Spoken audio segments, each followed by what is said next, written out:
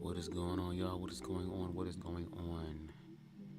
I hope that you all are having a wonderful Wednesday morning.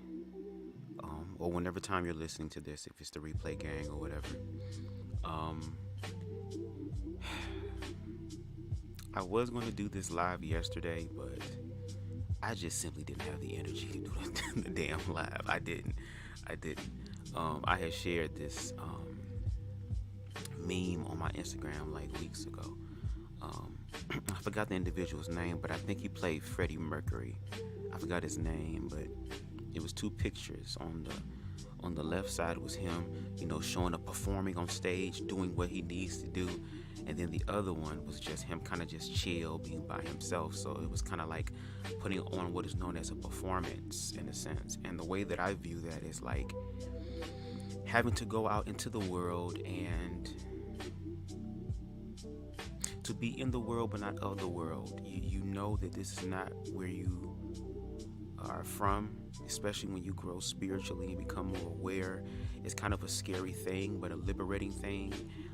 The reason why it's liberating is because you are the one who decides to free yourself mentally and emotionally, and then everything else falls into place. But when you have that certain level of awareness that can be obtained by anybody, it's not a cap, it's a level. It's levels to this shit, so we all have to grow and evolve. But for those who those who are at a higher level of awareness, when they look out into the world, they see the issues that is going on. And we live in a society, especially in America, where we are now becoming more spiritually minded. We've been so carnal minded for so long, due to hurt, pain, trauma, and I can't speak for any other ethnic group. I probably can empathetically, but in reference to experiences, not just my own, but just in general in the black community or in a lot of black households, because of our history of what we've been through and the pain and the trauma, again, mentally and emotionally, nothing has really been done, or at least now things are, but back then nothing was really done to rectify the damage that was done to black minds, black spirits, black souls, black hearts. We turned off our emotions, we hardened our hearts, and we just stick straight to our minds. It was just so mental. And in a sense, I can understand that, especially being oppressed openly through history, even up till now, in the many different ways that it can oppress people. We had no choice but to survive. That's the one thing that I can say for us as black people, despite the intersections, despite the disagreements, despite the differences, if there's anything, we have all learned how to survive, how to thrive. And I think that now that we've gotten to a place to where black people can actually start to live and include themselves in things that, historically speaking, factually speaking, with nuance and context, that kept them away from those experiences or those things that can help to elevate their quality of life. And now that we've gotten to this place where, again, we're able to deal with our emotions, still surviving, but still have the ability and the option to deal with our emotions, there's a lot of tension that's going on that I have seen, this divide between black elders and black youth. For example, I try my best to listen to other people's opinions and perspectives who may have, an opposing viewpoint to my life experiences or just what I've been through and what I've seen. But I still watch and listen to them. And for example, there's an individual that I do mention a lot that I do believe is about community, but I feel like his views on community can be tweaked. For example, Lance Scurv. Lance Scurv was an individual who grew up in the 60s and 70s when there was black unity, when there was black love. He was able to see that, live that, smell that, taste that, feel that. He was able to tap into all of the senses with that experience. And, like I have on the caption here, it says, we have to go back to the old way. We have to go back to the old way. That's what he believes that we have to do. And in some sense, I can understand in reference to the energy, the vibration, the togetherness, the familiarity, basically unity. And it was all of us from different shades of blackness, different viewpoints of blackness, whether people were liberal or conservative, because it was still that type of thing going on, even in blackness. But still being able to address the issues that is happening to the black experience. So I can understand where Lance and other individuals who are elders come from. But at the same time, what did Whitney say? The children are our future. Teach them well and then let them lead the way. And even though a lot of youth is going through what they're going through right now, there are those that I will bring up in this live who have the resources, who have the privilege, who have the connections, who have,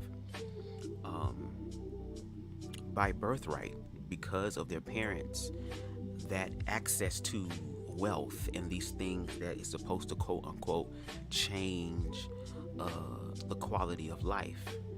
What we tend to forget is that, yes, we live in a capitalistic system where you need money to live and survive, to be able to just have, unfortunately, the basic necessities. And for a lot of black parents, and just parents in general, but black parents say, of course, I put a roof over your head, I put food on the table, I put clothes on your back. And yes, we need those things because, once again, those are simple, basic things that are needed in order for you to build a foundation of a good quality life. But those are not the only things. Because there's a lot of people who have money, who have the latest brands, who have all the sneakers, who have all the things that society says that you're set and that you're connected in, but mentally and emotionally they're bankrupt or they're voided in that area. And I think these individuals are speaking about wanting to have their dad in their life in reference to spending time with me, to love on me, to understand who I am. and the possibility that there are some sons who don't want to live in the shadows of their fathers and want to be their own man. But then it's hard for them to do that, especially when their parents have dealt. We're going to get into all that. We're going to get into all that. But before we get into that, look at the comments real quick. What's up, King Anubis? What's up, King Anubis? I'm glad you're here. I'm glad you're here because I'm going to do some black accountability. Like I said, I've been having some conversations with BubzDaGawd on the back end, which have really opened up my mind and what it is that I need to do. And because of that, I'm going even harder, even though I was holding problematic areas of blackness accountable, or at least bringing light to them. There's more that I can do. So I'm doing that now, addressing this divide that is going on, especially with some of the recent events. But before we get into that, you know we got to get into the disclaimer, y'all, okay? We got to keep it safe, all right? We have to dot our I's and cross our T's. Copyright disclaimer under Section 107 of the Copyright Act of 1976. Allowance is made for fair use for purposes such as criticism, comment, news reporting, scholarship, and research. Fair use is a use permitted by copyright statute that might otherwise be infringing, okay? Nonprofit, educational, or personal use tips the balance in favor of fair use, okay?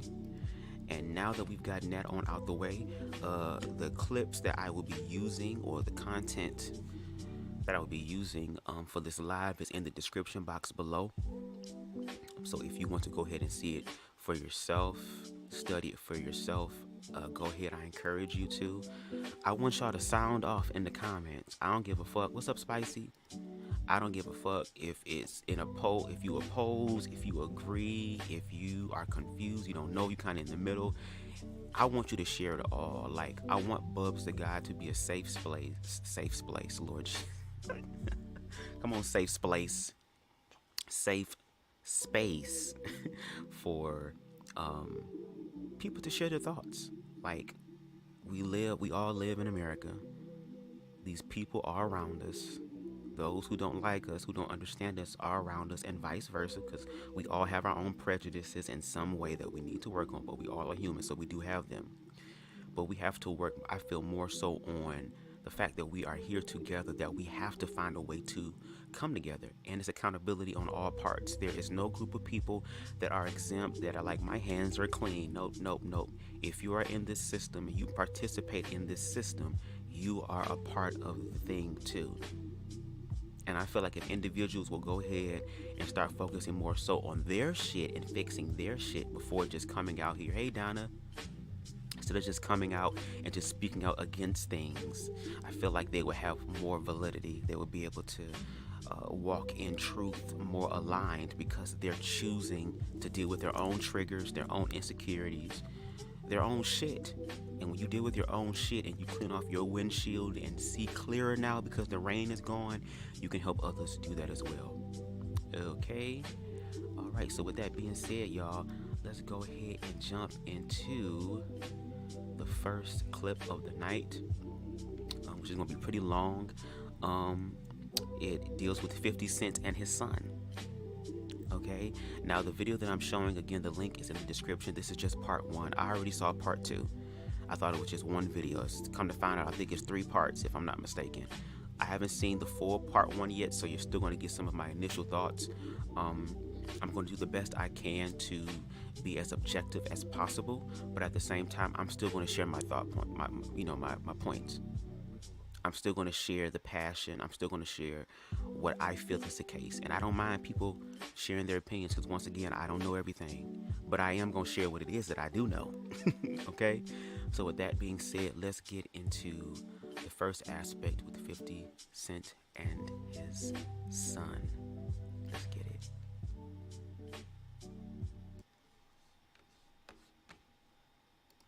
My grandfather, look and say, if it rattle like a snake and it's little like a snake, is it a snake, or do you need to be bit?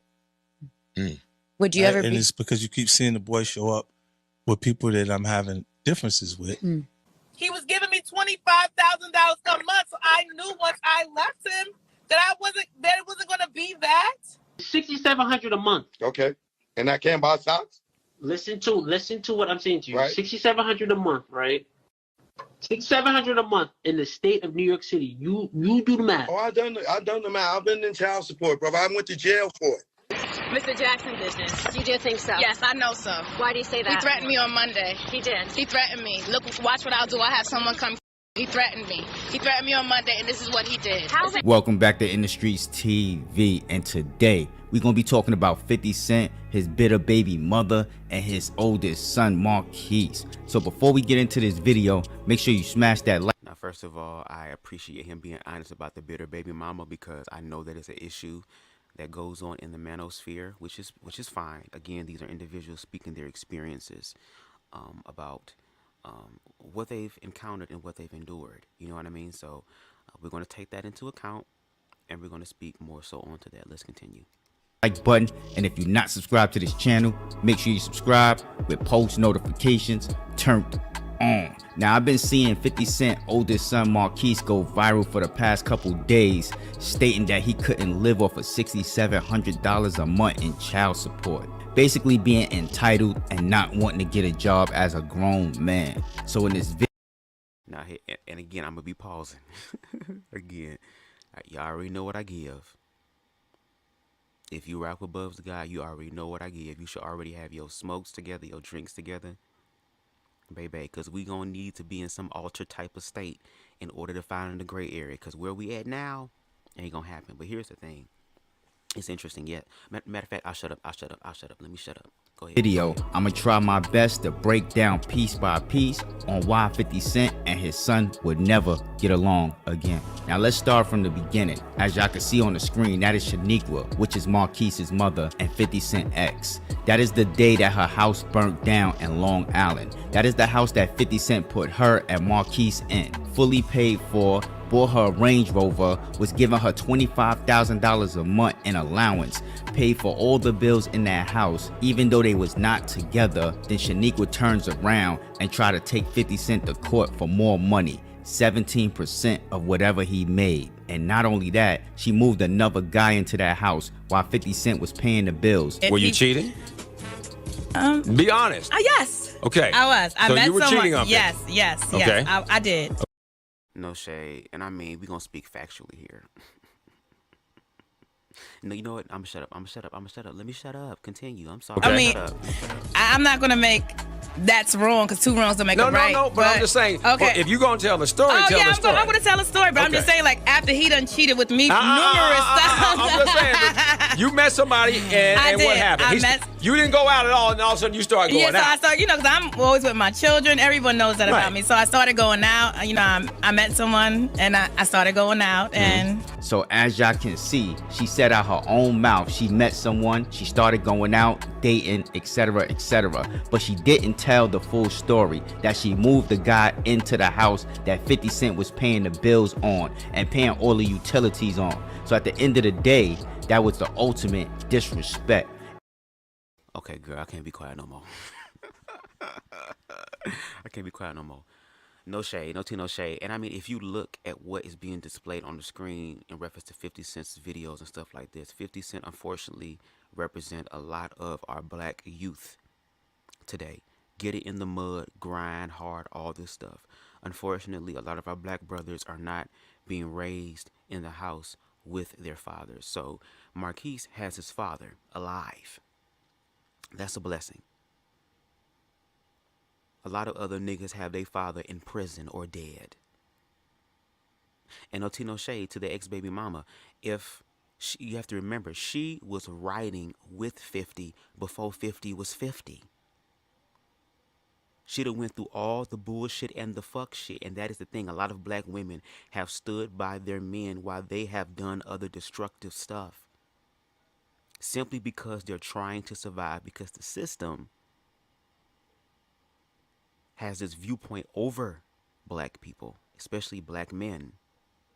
Again, why do you think he's getting millions upon millions of dollars to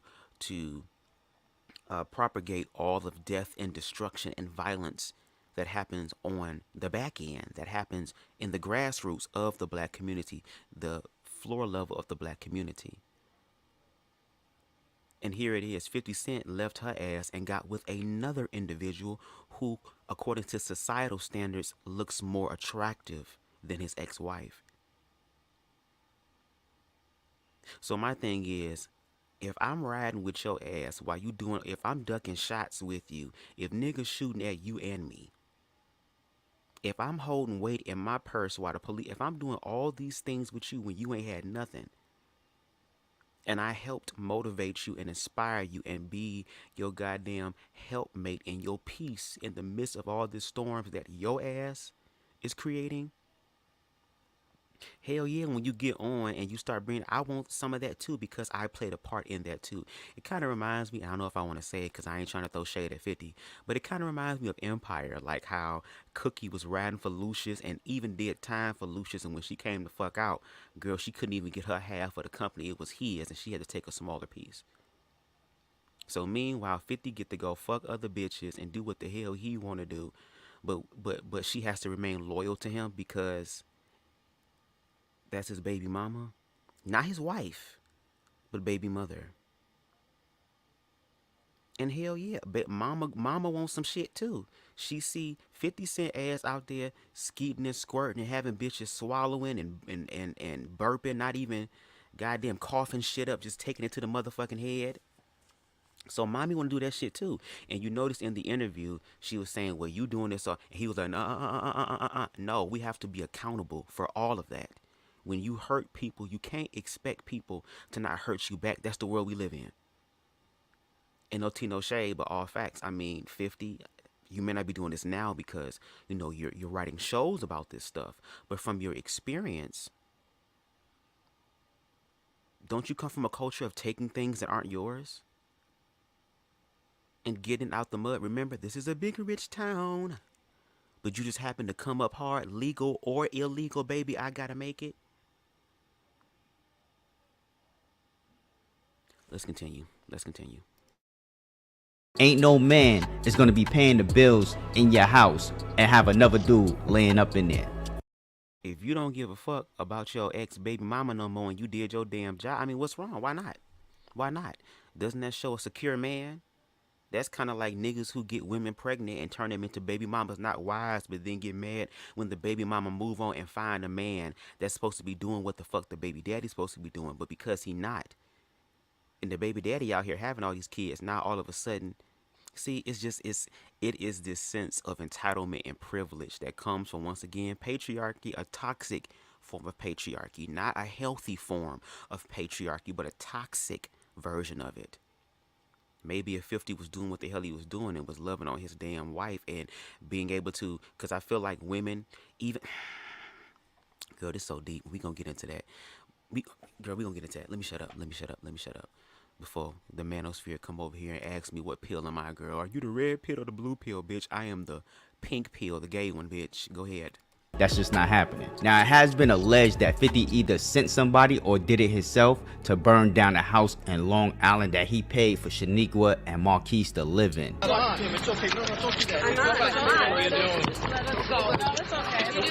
we just talk to you for a second? No, you can. Okay, great. What do you think happened?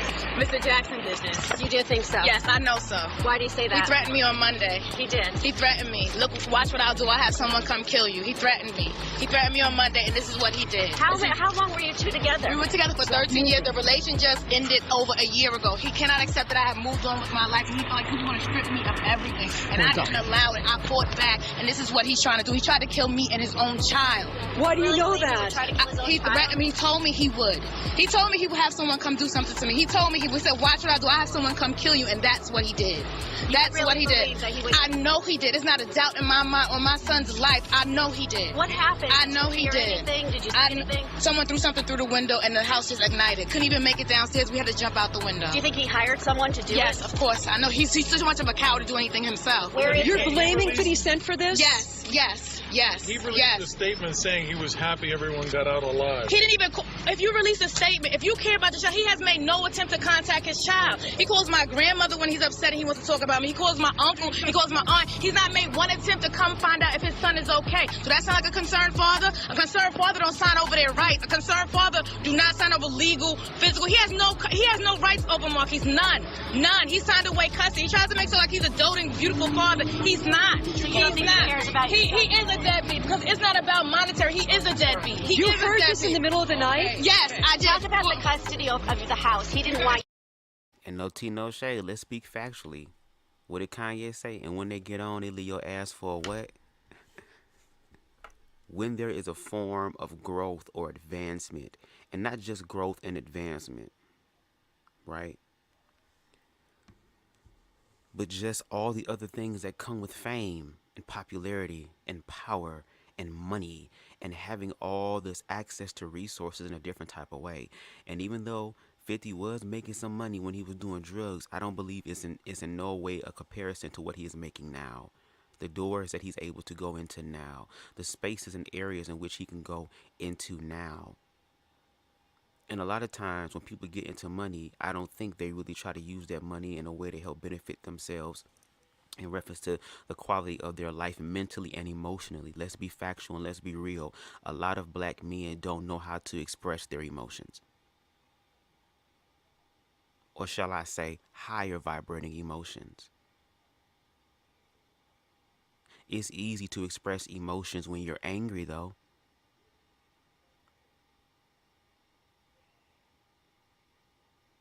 It's easy to express those emotions when you're jealous, though.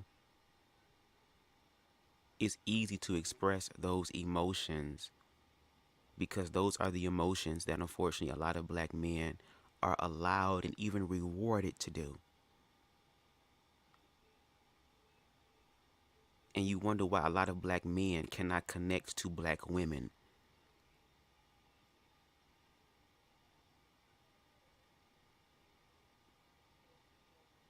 And hell yeah, no tea, no shade. If I didn't help sit up here, I mean, I didn't have this son on my own, nigga. You came through and shot up the club, nigga. Had my pussy looking like your goddamn jaw back in the day when you was talking to your mouth like this, nigga. So you done came in and shot the club up, girl, and we can't go to Bella Noche's no more. And if you can't go to Bella Noche's, where the hell can you go? Now that that's happened and I had this child, hell yeah. And on top of that, nigga, you 50 Cent. I can understand this shit coming from other people in your family that you ain't really fucking talked to and don't know. And then all of a sudden, they came out the woodwork because you got some money. But this is the woman that you have came together with and sown your flesh with to create this child that you now have. Who is, I think, is like 23, 24 years old. So, yes, he is a grown man. And I want y'all to understand, just because you grown numerically does not mean that you grown and you wise in your mind and in your goddamn emotions. It's a bunch of niggas right now that's 50, 60, 70 years old who still have the mindset of when they was in their goddamn early 20s and shit. Who can't let it go. Who have not grown and evolved to see the bigger picture. And I'm not saying that 50 hasn't, because, I mean, he's out there making shows. Shout out BMF. He out there making content. Shout out Ghost or Power. I said Ghost. Power. Shout out to those things. So he is, in fact, doing that. But is he doing that with his mental, his emotional, and his spiritual? Because I got to believe if he was doing that, he would be able to have enough love, grace, and mercy to be able to cover his baby mama and their son. You got the money, nigga. You have the money. You have the resources. But I guarantee you, if y'all were still together, you wouldn't have no problem dropping the money and making sure. And yeah, you did make sure they were set. So what happened? She's only set as long as I don't have another man come in. I don't know. Maybe it's a double standard. I don't know. And my ass gay, so I don't know. I don't know how that worked. Let's continue. No, and we was in the Supreme Court. I did my deposition yesterday. And yesterday. He trashed yesterday. Attorney's office? No, he trashed it on Monday, but I did my deposition yesterday. And they saw the evidence that I had. We had an express oral agreement, and I have proof that he said that. And this is what happened. He knew I was going to get that house. His kids in danger? So He doesn't care. Anyone who's trying to take a roof over their child's head, do they care about putting them in danger? When you know you drive around in bulletproof van all day, every night. Wouldn't you want your son to be somewhere safe? You think he would try to kill his own kid? Yes, I think he would. He's obsessed. If he can't have me, he'd be like, no one can. He's obsessed. Now, I don't believe that he was obsessed with her. I don't believe that he wanted to get back with her. I believe that he felt disrespected by another man living in the house that he paid for and was paying the bills in. Now, if that's the case, why not go ahead and handle it with that nigga? If that is the case, why not do what a lot of these niggas do? Wait till you catch this nigga slipping.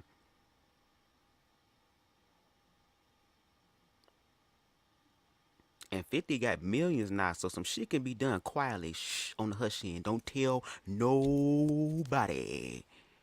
In my pop's voice, they could have took him out. But if that's the case, why does... See, that's the thing.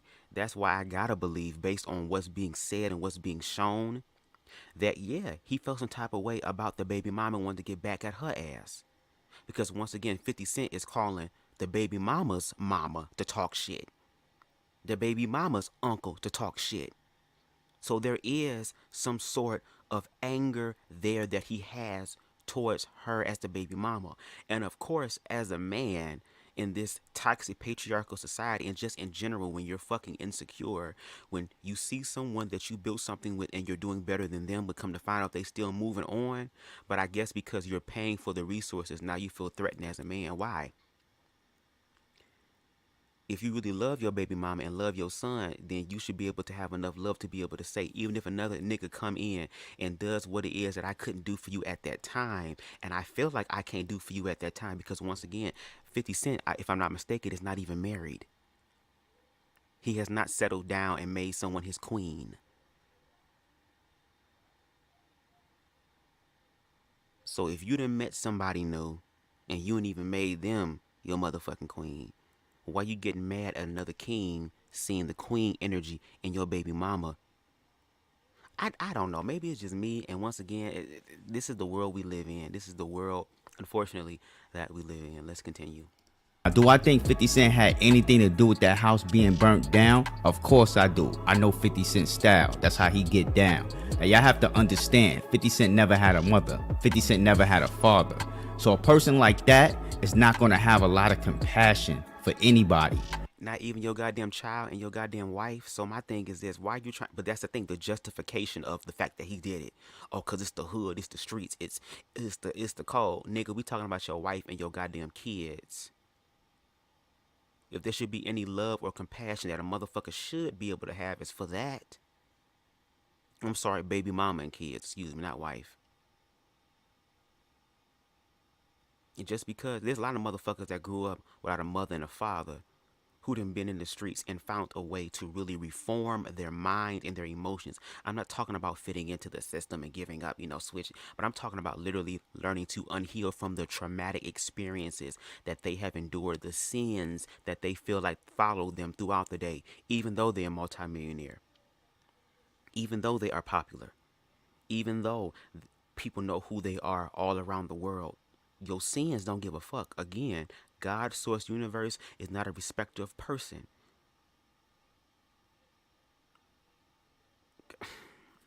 Girl.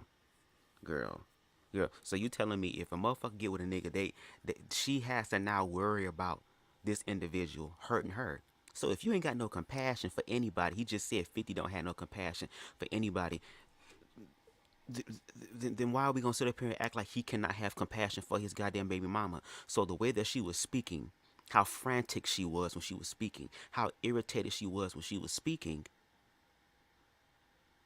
I mean, I would feel that type of way too if somebody who didn't have compassion for me just fucking decided to not take out the nigga that I'm fucking with. I feel like at least if you're gonna do the lesser of two evils, I'd rather you kill the nigga that I was talking to, but don't have me and my goddamn child involved. But you done goddamn had somebody throw, allegedly, some sort of substance, I'm gonna assume a Molotov cocktail, through the goddamn house to set the house on fire for no regard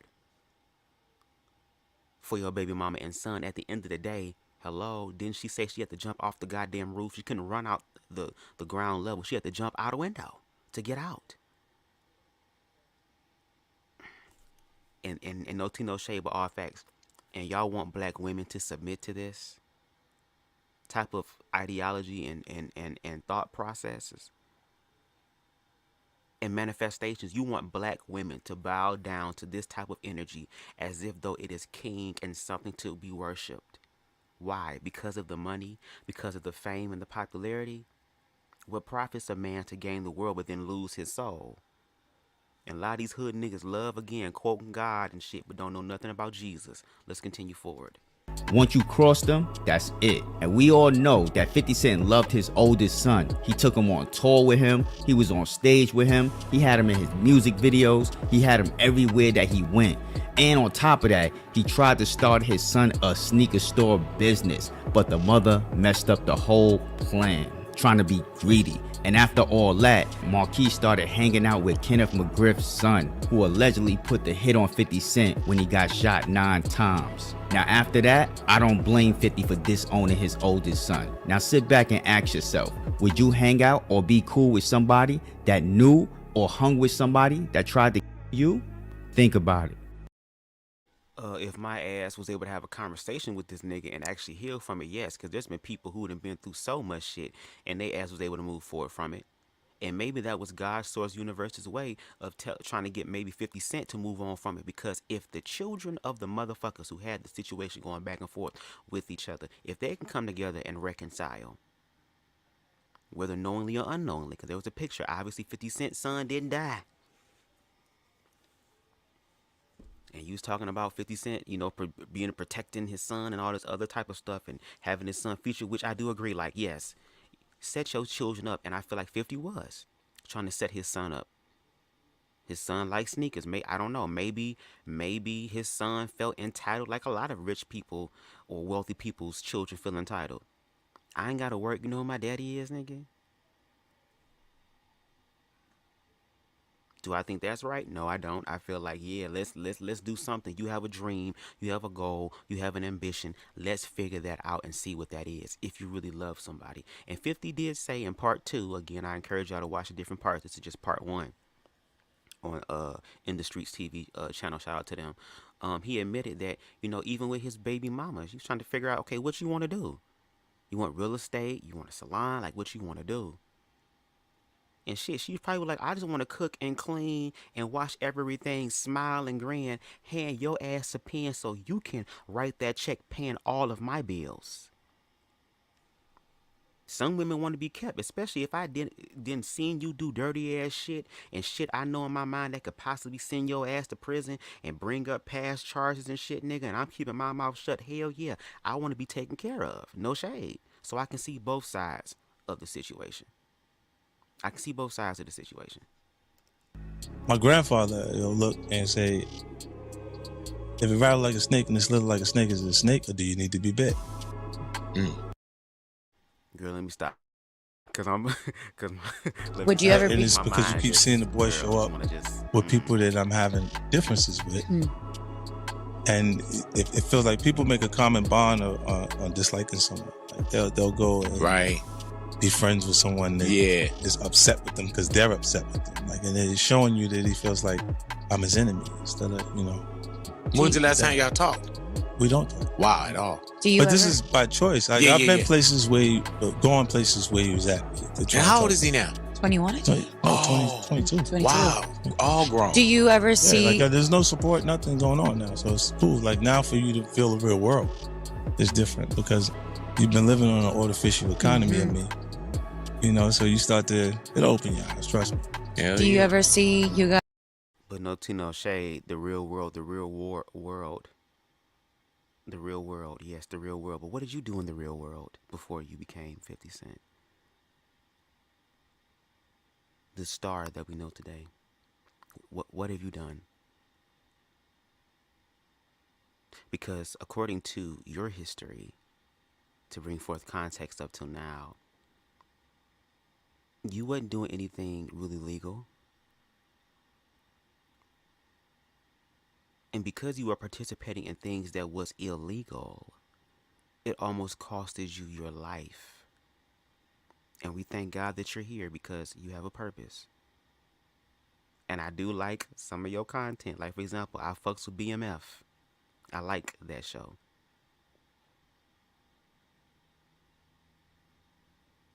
But once again, now you have a son, and once again, you have access to the wealth and the money and the resources that you didn't have prior to.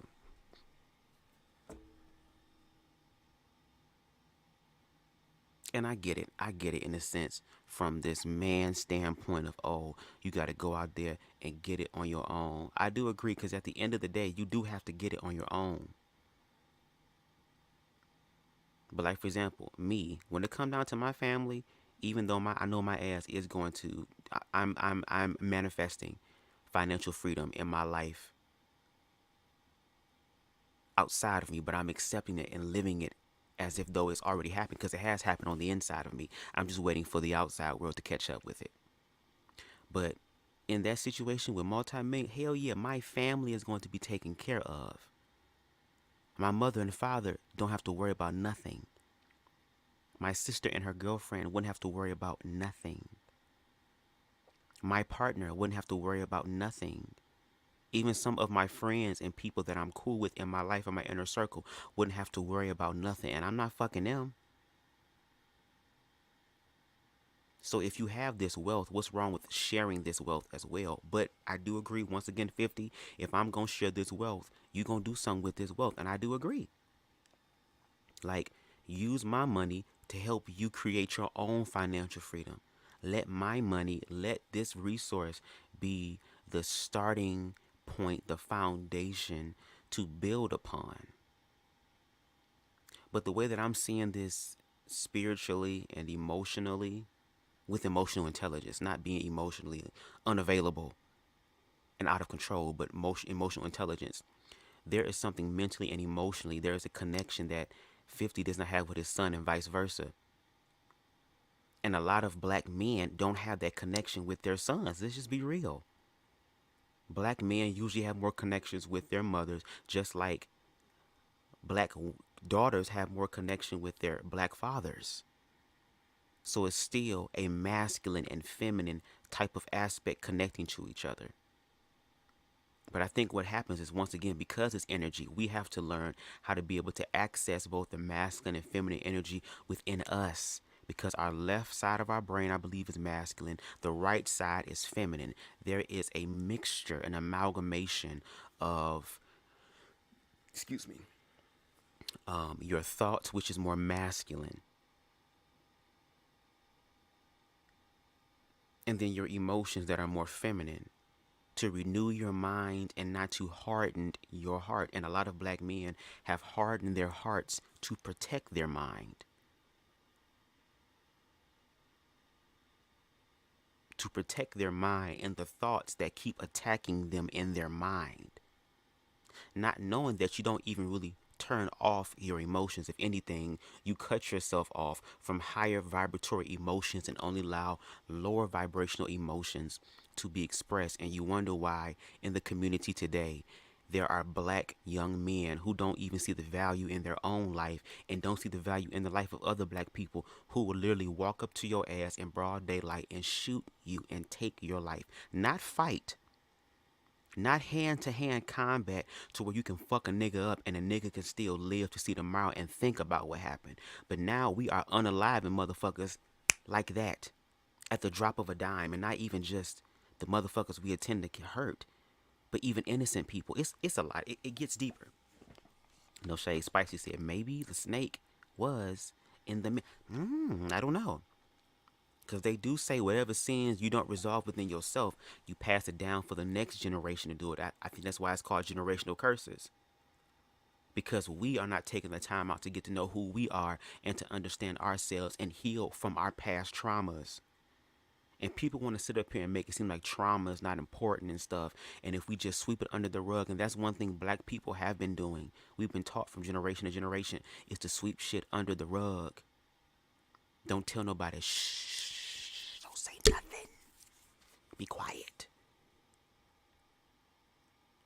And we try to ignore the big ass pink elephant in the room, girl. But when this pink ass elephant see a small ass mouse, girl, it's going to be a fucking shit show, because the goddamn elephant finna ong balk everybody and fuck everybody up. Let's continue. guys talking again or repairing that relationship? I'm Is not that possible? sure. I'm not sure how you can repair something that it's the same thing I said about game every time we talked about it. If I didn't motivate it, I'm not sure I can resolve it. Mm-hmm. You know. But you, girl, we're gonna be pausing a lot, girl. But you are, but it's in a response to you though.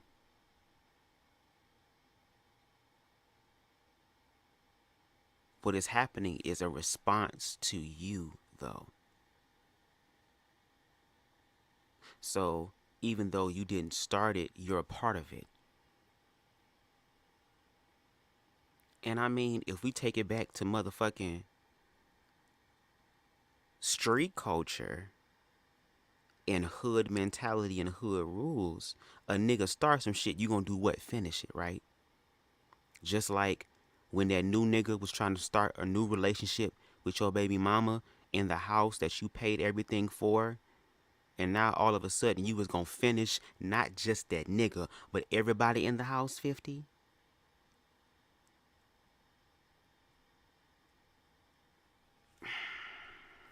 I'm saying you can attempt to, like, there's points that I've gone places where he was at and he left those places. You know what I'm saying? And I think it's because his connection to his mom. Like, look, the female child, the first man they fall in love with is their dad.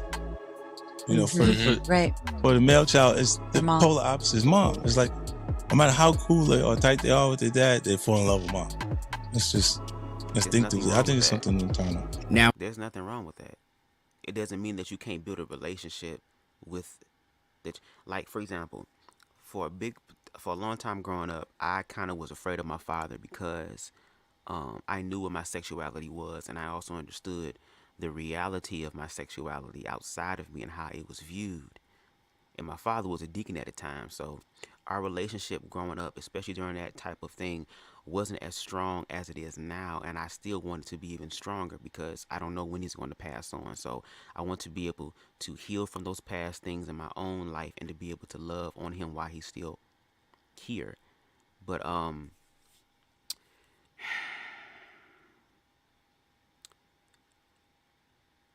again, the emotional aspect, because again, a lot of black men don't know how to communicate their emotions effectively. They know how to do it through sex. I think that's why it happens a lot, and why there's no accountability after sex, because it was just used as a moment to unload all my stress, to unload all of my shit. You know, no pun untaken, no pun, you know what they say, girl, no pun intended. But it's a lot. It's a lot. And this is playing out in the community. That's the thing. This type of, and again, looking at it from a bigger standpoint, it's not just a black thing. It's a human thing. But for the context, we have to deal with what's going on in the black community. These niggas need to cry. It don't have to. Well, I mean, if you secure enough, let it be televised and shit. But my thing is, y'all niggas need to come together, roll up blunts, get a metal detector. Don't nobody got no guns and no shit. Bitch, get Yala Van Zant and some other spiritual motherfuckers to dip off in y'all and motherfucking smoke a blunt and talk this shit out and cry it out so that you can heal. Let's continue. For the people that didn't understand why 50 Cent will back away and disown his first son, his oldest son, he been saying this for years. Every time he show up, his son will leave, his son will hide in the house, turn out the lights, lock the door. He would not communicate with him. So at what point do y'all expect this man to keep trying? He gonna stop eventually, because at the end of the day, if you keep knocking on the door and nobody answer, what you gonna do? You gonna leave, right? You're not gonna just keep knocking on the same door and the person is not gonna answer. That's common sense. And to put the icing on the cake, you went and took pictures with my enemy son. Not somebody I'm just beefing with words. Somebody that tried to take my life. Now at that point, you already made your bed, family or not. And sometimes your family could be worse than a stranger. So I ain't trying to hear, well, that's his son, that's his family, etc., etc. Family could be worse than a stranger on the street. My thing is, when you sit up here and you don't have no emotions, and like you said earlier, that 50 don't really have no compassion for anybody. So my thing is, how is it that people who don't, that's the thing that be gagging me. How is it that you can't have compassion for people, but you want people to have compassion for you? Maybe the fact that 50 is going through this is maybe that 50 on his end needs to deal with his accountability as a man and being a father.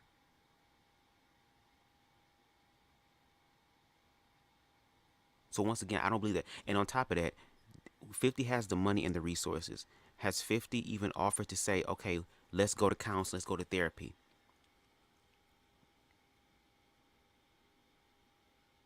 Has he tried other avenues of communication? I ain't talking about just showing up at the house to talk to you. I ain't talking about pulling up to the spot where you. I ain't talking about that. I'm talking about reaching out to you and saying, hey, I really want to get to know my son.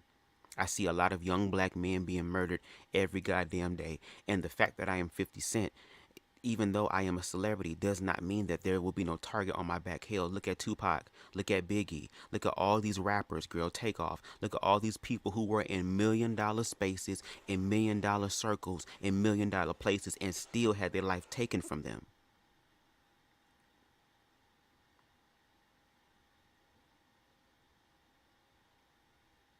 And then on top of that, what about motherfuckers trying to get at your goddamn son to get at you? Because even though you disown your son, there's still a part of you that still loves your damn son. And if something was to happen to your damn son, I feel like your ass would respond.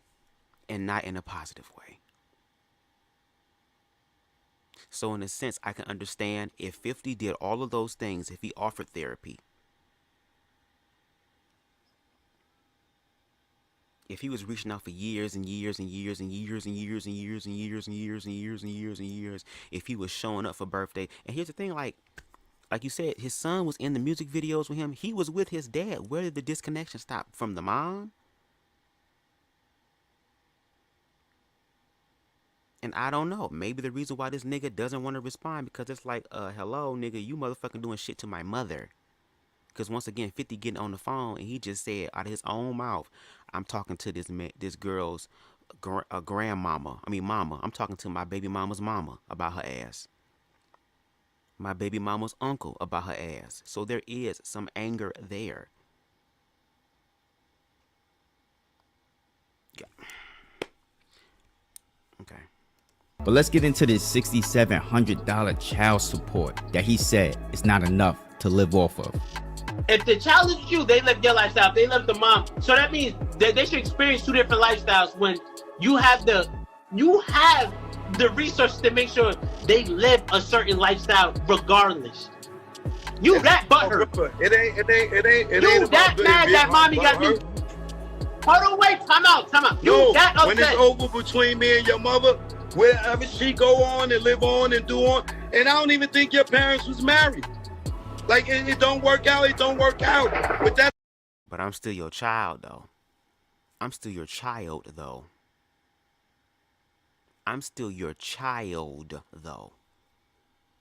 And once again, like you said, of course 50 wasn't going to be married.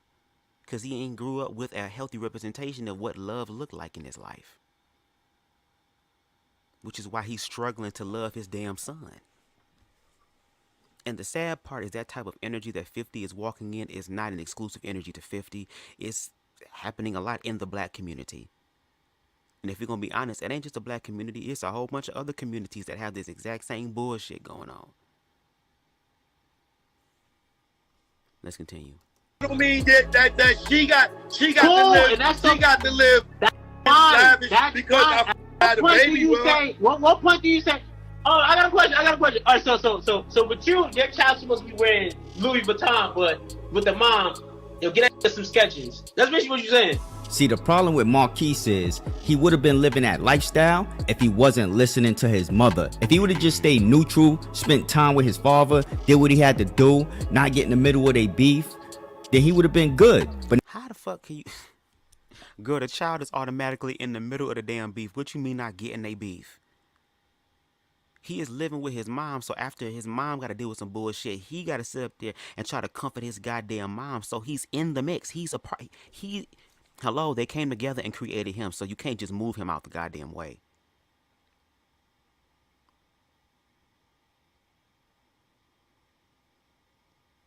and I get it. We're from the perspective of InTheStreetzTv and a lot of other people, it's the idea that 50 Cent is just this upstanding, ideal man who then gave his life to white Jesus, black Jesus, Puerto Rican Jesus, Arabic Jesus, just all the Jesuses, girl. God then called his phone and told him, I'm so proud of you for what you did. I kept your ass alive. I was gonna let the devil take your ass out, but I knew you was destined for greatness. I understand to them maybe that's the illusion that he can't do no wrong and that he is just perfect and was this upstanding citizen. Why? Because he had money. That goes back again to what a lot of black parents say. I put a roof over your head,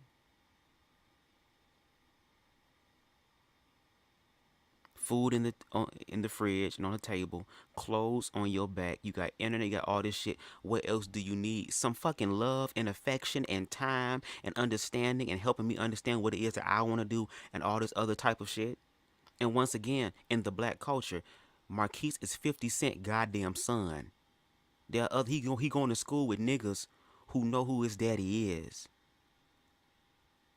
He going into spaces and places to where his daddy is. They know who he is. And because we live in this culture where we stunt, and once again, the Negro has to buy the latest name brands because it's a status thing. Here it is, your father wearing Gucci, Louis, Fendi, Prada, all these different labels that bring forth the status. And here it is, I'm your son, and I'm over here wearing Payless shoes.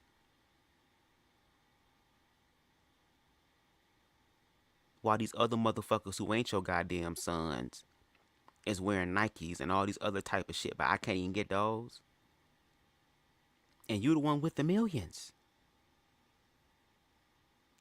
And I don't know if it's a fact of, hey, you know, if I deal with you, I gotta deal with your moms, and your moms just fucking irritating, bruh. Just irritate my goddamn soul, and I don't even like that bitch.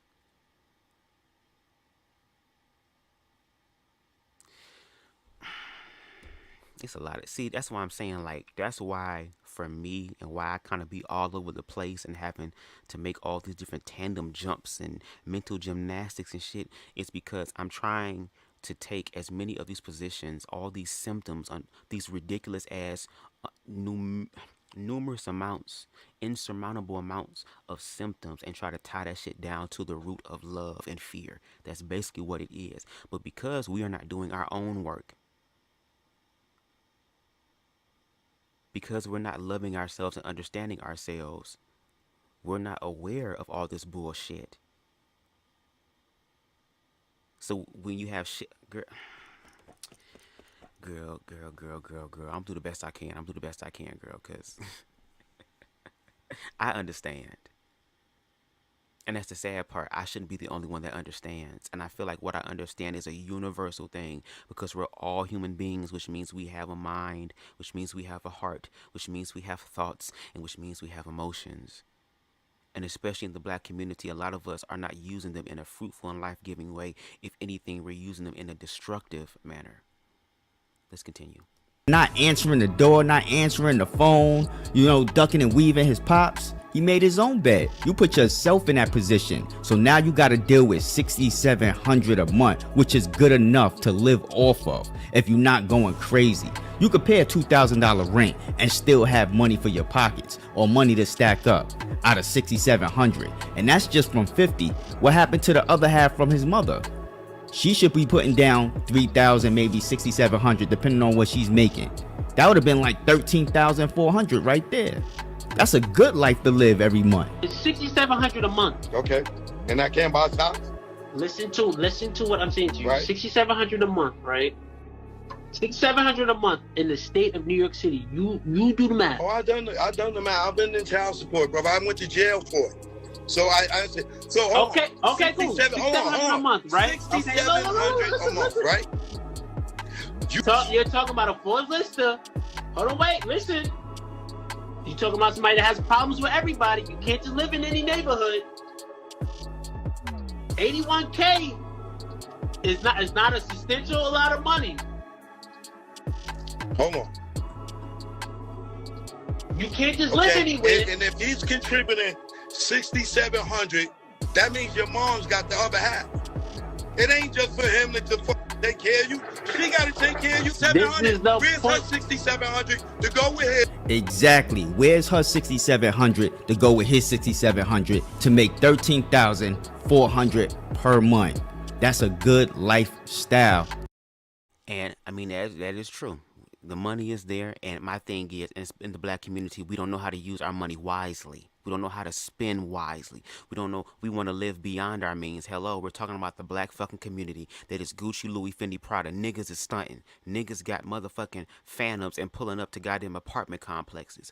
Motherfuckers got a whole Balenciaga fit and shit like that while they kid whole drip is from Target. You got individuals now that is Gucci the fuck out from the top of the head with the glasses down to the goddamn shoes and the socks, but ain't got no furniture in their goddamn apartment and they sleeping on the air mattress. You have people that are stunning. This culture is about stunning. When niggas get money, what's the first thing a lot of these niggas, especially a lot of my hood brothers and sisters do, girl? They're not taking that money and investing in a motherfucking house. A nice ass house that they can maintain.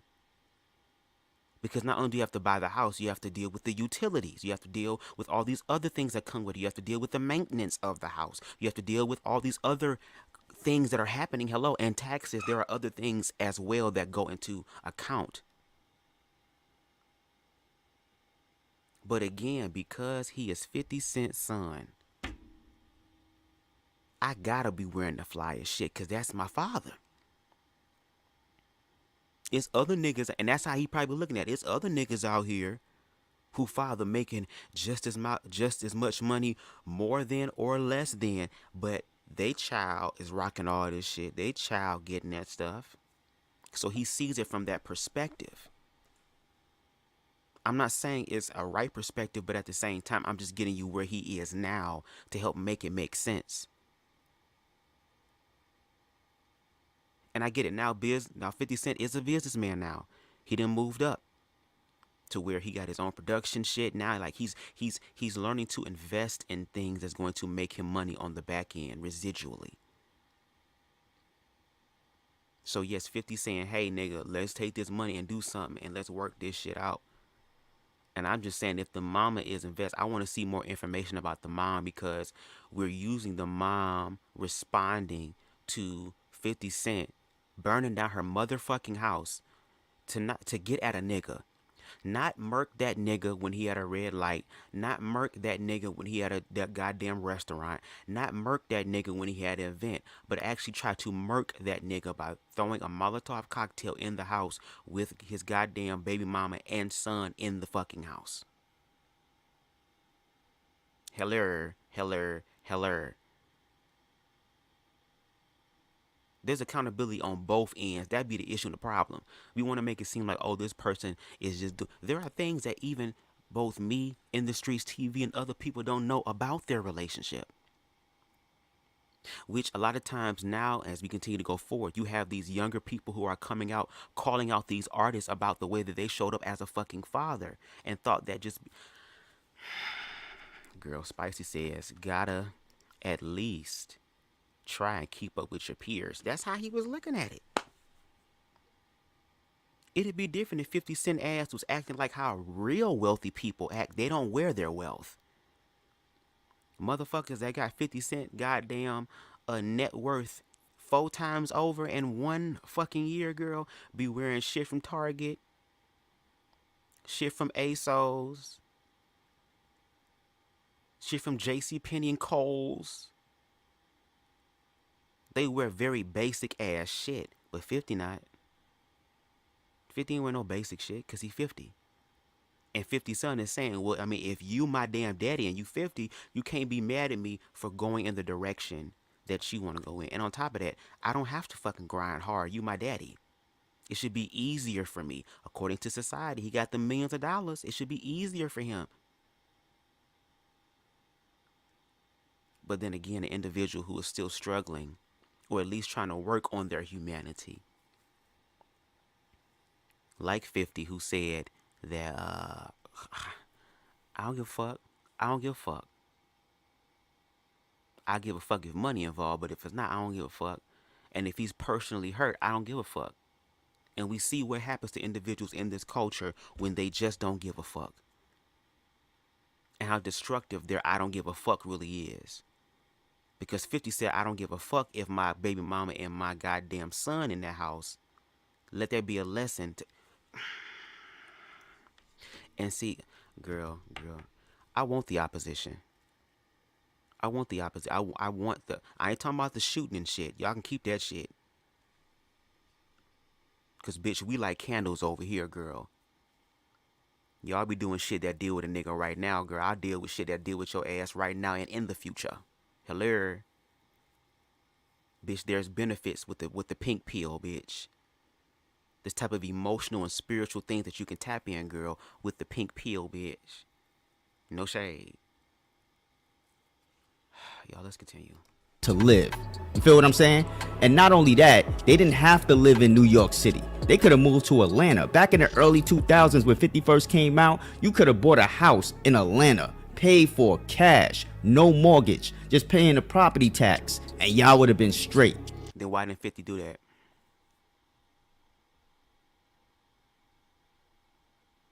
Why didn't 50 do that? And no shade, why they ain't do that? You right. There is some accountability there. Why didn't they stack up their bread, stack up their cheese, collectively,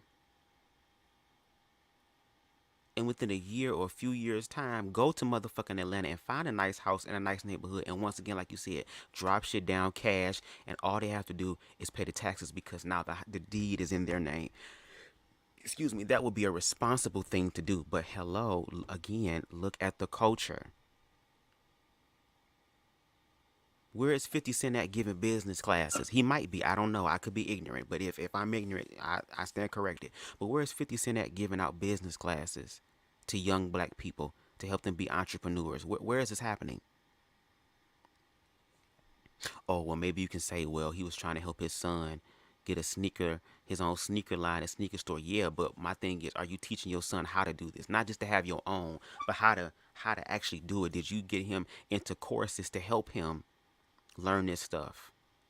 Because even 50 Cent had to learn to transmute this shit because no tea, no shade, just facts. Legal or illegal, baby, I gotta make it.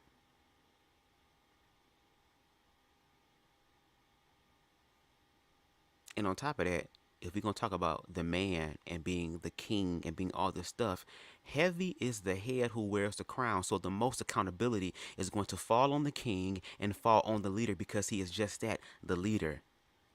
Everybody want to be a leader and be a king and want to be that girl, be that nigga until it's time to deal with the totality of being that goddamn king, that nigga.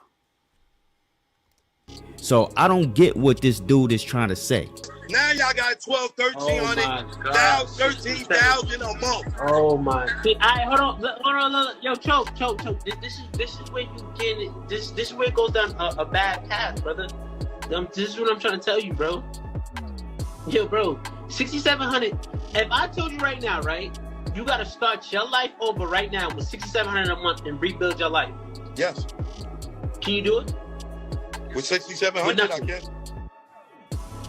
You have nothing. 6,700, yes, I can.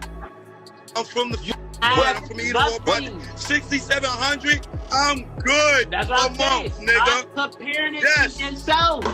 With two Choke, kids. this is what I'm saying to you. Choke, this is where you going wrong.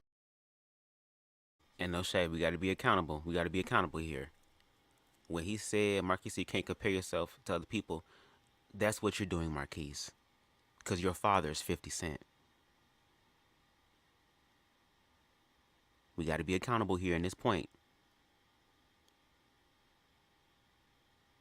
You are 50 Cent's son, so you feel as if though you should have this stuff. Why? Because you see other celebrity children, you see other celebrity affiliates, friends, all this stuff, still get this continuous type of support.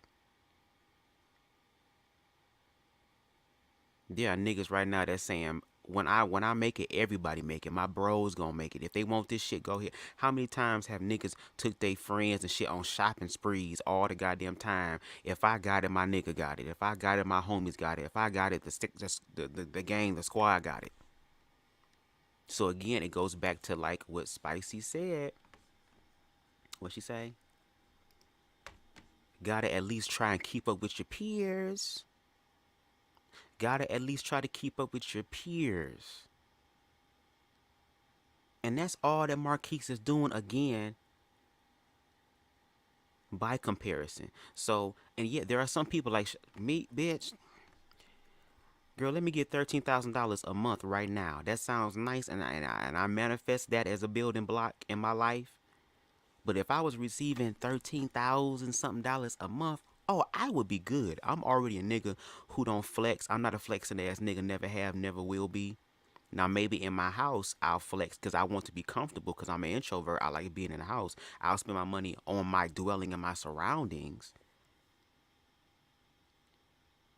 But what I would do is I would be able to take some of that money, put a nice amount of money away, and then have a nice amount to play around with, bitch. And the only thing I really spend money on for real like that, bitch, is weed. That's it.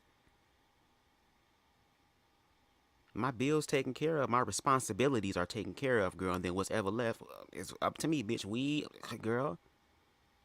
So, Marquise, you can't sit up here and say stop comparing it to yourself because you do have to do your own shit, bro. No shade.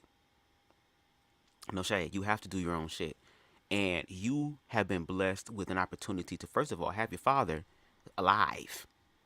Because your father almost died. He was almost a statistic.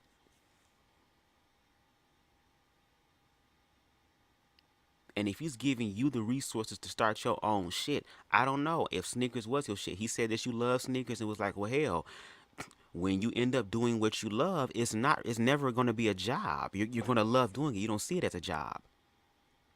And then on top of that, nigga, you doing this nigga thing, you can be in connection with some other type of Nikes shit and affiliates. Nigga, do you not know that I'm 50 Cent? I have connections, nigga. You can get all these sneakers and shit you want just by selling them through your own store, so you can cop them first. Again, accountability on both sides. That's the problem. We're trying to point. It's kind of like right now, if you can do something for me, take your hand, your left hand or your right hand, and I want you to point your goddamn pointer finger out. How many fingers is pointing back at you? Now, it depends. It could be 3 or 4 depending on how you're pointing, because how I'm pointing is like a gun. So there are 4 fingers pointing back at me, which means that you have to be accountable for yourself first. And I feel like Marquise and 50 is not doing that. Marquise is going to have to be responsible for himself in the masculine energy as far as getting up and fucking doing it, fucking manifesting it. But 50 is going to have to end up dealing with the feminine aspect of himself, with his emotions and vibrations and the guilt and shame that he's probably dealing with in his own mind from past experiences that might come up and bite him in the ass later on. And who knows, maybe if he deals with his emotional aspect, he might be able to connect with his son on a deeper level. Just because it's like this right now doesn't mean it have to end like this. Because I guarantee you, God forbid, if 50 Cent was in a situation that was getting ready to cost him his life, he would probably want his son by him to tell his son, I'm so sorry for all the things that I did. And it's so sad that it takes death or something destructive for motherfuckers to actually wake up from their own delusions and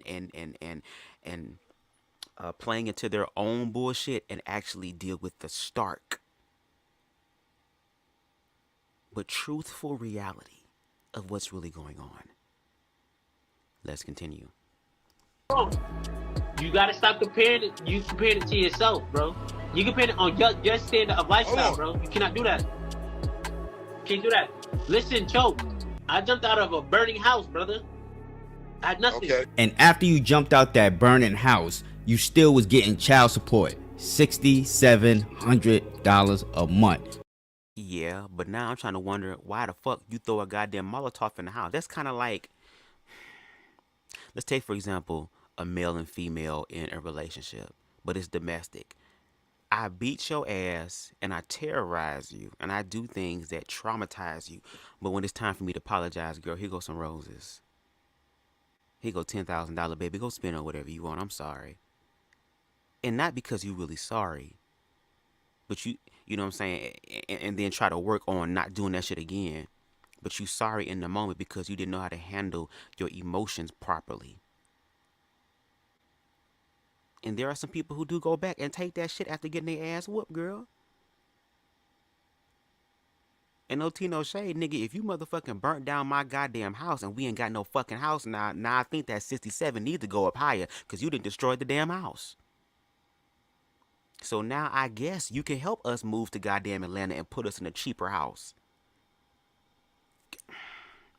Girl, yes, come through for the Manosphere's logic. We appreciate it in some capacity. So where was your mother $6,700 a month to go with that $6,700 a month? You still not making no sense, Marquise. Still not making no sense. And then people that's talking like, where do y'all live at? Like, I want to know, like, where do y'all live? Where do you live at? Like, I know where I'm from and where we were living at the time. That's where the top 1% live. New York is no place. That is no joke. Yeah. It's no joke. So I'm just lost. I'm lost. And then people want to say entitled. If they want to use that word entitled, because last time I checked, when them bullets was ringing out, I was there. When them bullets were ringing out, I took him to my mother's house because all his family had was from the hood from that to go. They ain't have anywhere but the hood for him to go to. Wait, hold on. I'm lost when people say entitled. But I was financially taking care of us, all of us, and that wasn't making no money. No money. All that little, I was a drug dealer. That wasn't doing nothing but writing some rhymes. That's what he was doing. And I was financing that. You breaking up. I said people Love how people in the comments is saying, oh, 67 is good, is good, is good. Again, this nigga 50 Cent's son. And he probably still got beefs going on right now so they can get to him. So, again, a lot of time with these hood niggas, they ain't got to get to you. They will get to people close to your ass to get to you. And I heard that New York City is a very expensive ass place to motherfucking live, bitch. It's going up even higher now. And once again, you have to counter in food, grocery. You have to there are other things besides just the rent. There are other elements that are in play when it comes to living and stuff. I don't know, when niggas on Section 8, girl, you ain't got to worry about that shit. But for motherfuckers that actually spending money, girl, with this higher inflation, girl, it's hoes out here right now working 2-3 jobs, girl, to try to make $67,000 a month. Niggas love giving critiques and shit like that. Well, my thing is, show them what he can do with it then. Show them a place. Man, you can live in so-and-so right now for this amount, girl. Send them applications and tell them. Show them. Prove it to them. Now, let's continue to hear how 50 Cent's baby mama at the time, once again, was dodging all this other bullshit. And once again, just like a lot of black women, still loving on niggas when they ain't had nothing. Didn't 50 say, nigga, would you love me if I was down and out? Would you still have love for me, girl? Bitch, are you kidding me? Hell yeah, she was loving on your ass when you ain't had a Benz. Girl. All of that when they talk all that entitled stuff. Entitled.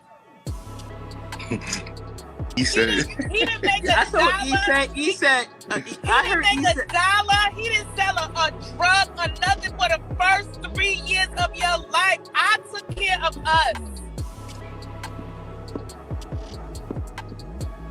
I was paying for studio time. That's reels. Y'all don't know about that's and reels because that y'all are the streaming generation. That's how they used to record back in the day, right? Yep, studio time. Mm-hmm. That's reels, clothes, jewelry, tattoos. Like talking about entitled. What? Mama loves their tattoos and all. I'm like a proud mother looking at my son like he made it because I built that. I built him. G-Unit was created in my living room. I built that. That was my boyfriend. He was giving me $25,000 a month, so I knew once I left him that it wasn't going to be that. And that's all the judge did. The judge looked at what he was giving me monthly anyway, and she divided by 3 between me, Mia, and Marquise. So that's like about $7,000. 7, 14, 21. You know, you do the math.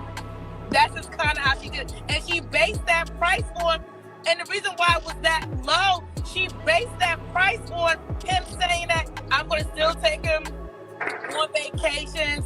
I'm going to still take him to his courtside seat, floor seats, basketball. I'm going to take him to his baseball games. And he do anything. Yeah, I'm about to say, that once that happened, that didn't happen though. And that's why we're having this opposition in public now, is because we don't have context and nuance like this to help bring these things into consideration. And then on top of that, for everybody, and even myself, still people can say, they're looking at it through their own experiences. They're interpreting, girl, what? Interpreting.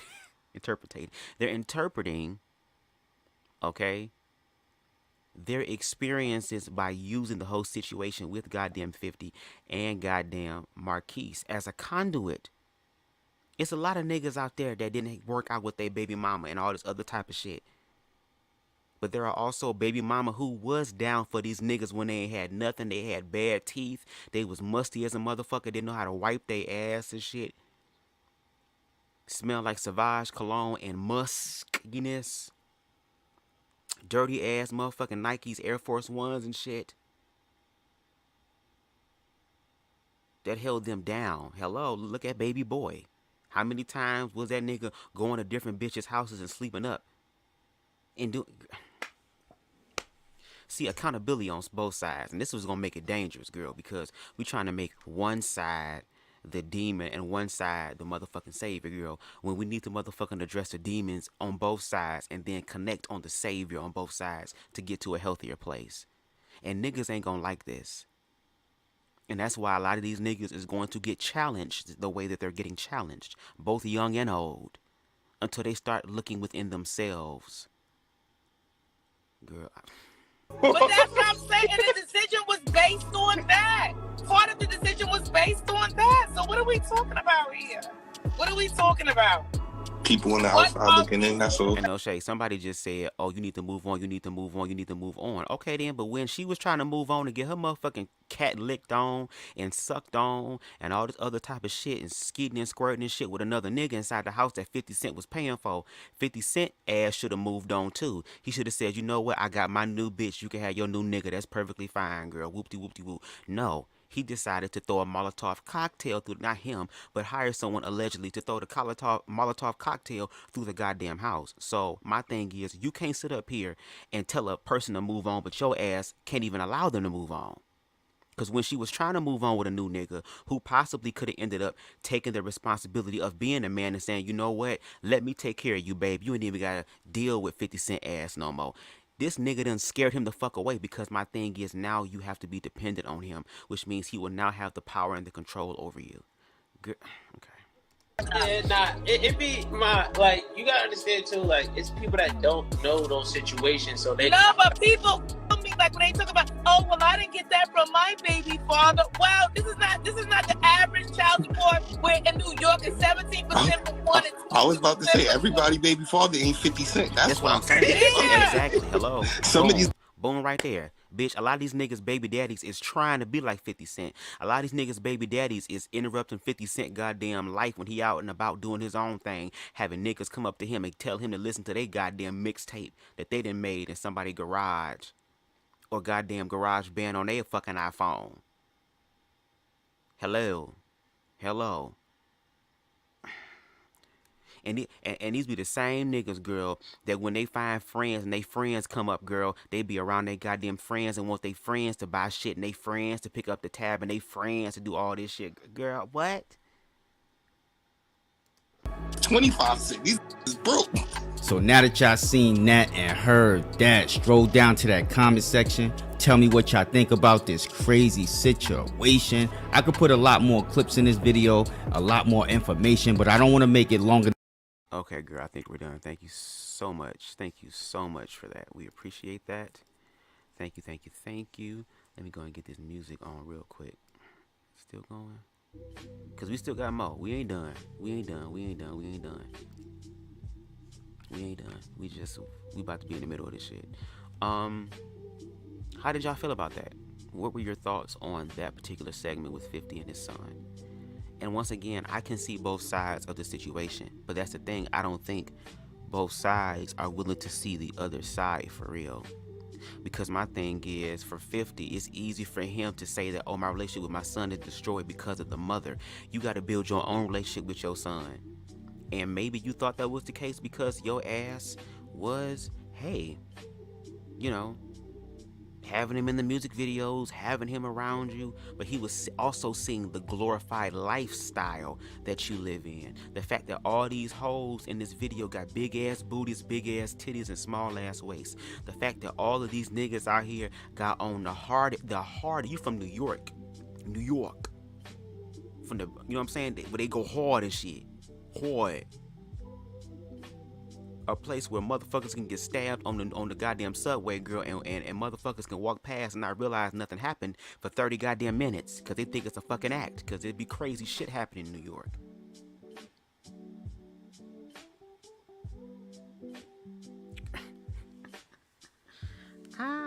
Girl. But that's why I'm learning to love myself so I can start helping others to see that love within themselves. Because once again, like Earth, Wind, and Fire said, girl, you turn down love like it's really bad. You can't give what you never had. Yeah. You can't give that. So someone has to teach you how to love, and you have to be open. You got to be on some Music Soul Child. Teach me how to love. Show me the way to surrender my heart. And we're definitely not teaching our sons that, because they're not having a healthy representation of what a man, according to y'all, looks like in reference to being a balanced individual, or shall I say a balanced human being who also deals with the masculine and feminine side of himself. So you had your son around that culture for a very long time. You have younger people now who are not even connected to anybody that has money, that are emulating what they see at the top. So again, this system has everybody doing the same thing, whether your ass rich or you motherfucking poor. But at the same time, I can also see 50 Cent's side in reference to his son, because it's like, nigga, I'm trying to help your ass do some shit. I mean, damn, do you want to be in some of my episodes? Nigga, you can work as an actor. I can put you on my show. Hell, when I do a motherfucking biopic of my life, I already know who the fuck gonna play me, because he looked just like me. So you can get paid for that shit. And then on top of that, there are other people who are going to see you as my son. And I have all these connections, girl, to where there will be other productions that might want you in their shit. So therefore, you start building your own wealth.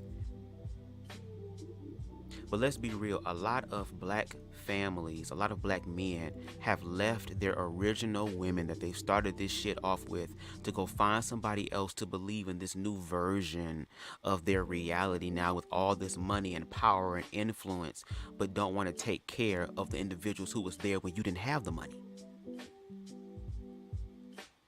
Because once again, when your ass was broke and you was recording that shit in the grandmama's living room and shit, not your grandmama, but goddamn your baby mama shit or whatever,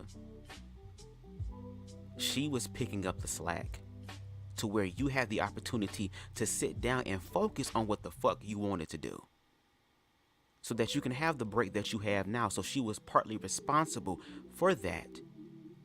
And she is saying, well, damn, if I had to motherfucking pay extra and work twice as hard and do all this other shit so that your motherfucking ass can go ahead and survive and be the person that you is today, damn, can I at least get that type of shit back? But then once again, because it didn't work out and the love is not there anymore, people are going to be like, why should I take care of you? Why? We ain't together no more. Which in a sense I can somewhat understand. But then you can't get mad when she finally start to move on and find another nigga that's willing to do the job that your ass stopped doing, girl, and then throw a fucking Molotov cocktail through the house and burn down the goddamn house that your ass paid for. and then you want to send us $13,000 a month. Now, yeah, maybe they need to move to Atlanta. Again, take that money and be responsible with it. You ain't with 50 Cent no more. You just this nigga motherfucking sperm donor. He was a sperm donor. So at this point, you can get a new identity. And it don't have to be the identity of a Benz or a Lexus. And if it is, it don't have to be through 50 Cent's Curtis Jackson's expression. So yeah, I'm sending light and love to both 50 and his goddamn son and baby mama to hope that they ass heal. And I hope that the individuals that are interpreting and internalizing all this shit play out and see this shit play out on the internet, I hope they get healing too. Because we all need some healing in this bitch. No shade. Now with that being said, let me move this out the way. We're going to touch a little bit onto the whole Romeo and Master P situation, because now you have somebody else who is quote unquote a grown ass man, because I think Romeo is around the same age as me, 30 something, and he's calling his father out now. Again, like I said, and it's so interesting, these individuals that are being called out are these rappers, these celebrities, these people who got it out the motherfucking mud. Do we not forget the history of what these individuals did and the fucking culture that they helped to create? And that the younger generation is now taking that same culture and motherfucking spearheading it, not into the fucking sky, but into the fucking ground. Because now younger people in this generation are murdering each other, girl, at alarming rates. But it's interesting that the individuals that helped to create or perpetuate this system simply by telling their stories, and how now the stories are being told about you that you may not want people to know. And shout out to a wise mystic that once said, and this is why, girl, I apply it to my life, and I'm rocking and rolling in the way that I am in my own shit, girl, because I have to be responsible for me. Girl, at the end of the motherfucking day, girl, everybody gonna be exposed. Even if you feel or believe and know that you ain't got shit to be exposed, girl, oh, trust me, the universe is going to find the areas in which you messed up at, because this is life. You don't know everything. You're not going to be perfect. And the universe is going to have things happen to throw your ass on course. So, let's see. Do I want to pull up the actual picture? I think I'll do that afterwards. Okay. So, for those of you who don't know, there's been a situation going on between Romeo Miller and his father, Master P. Miller. Okay?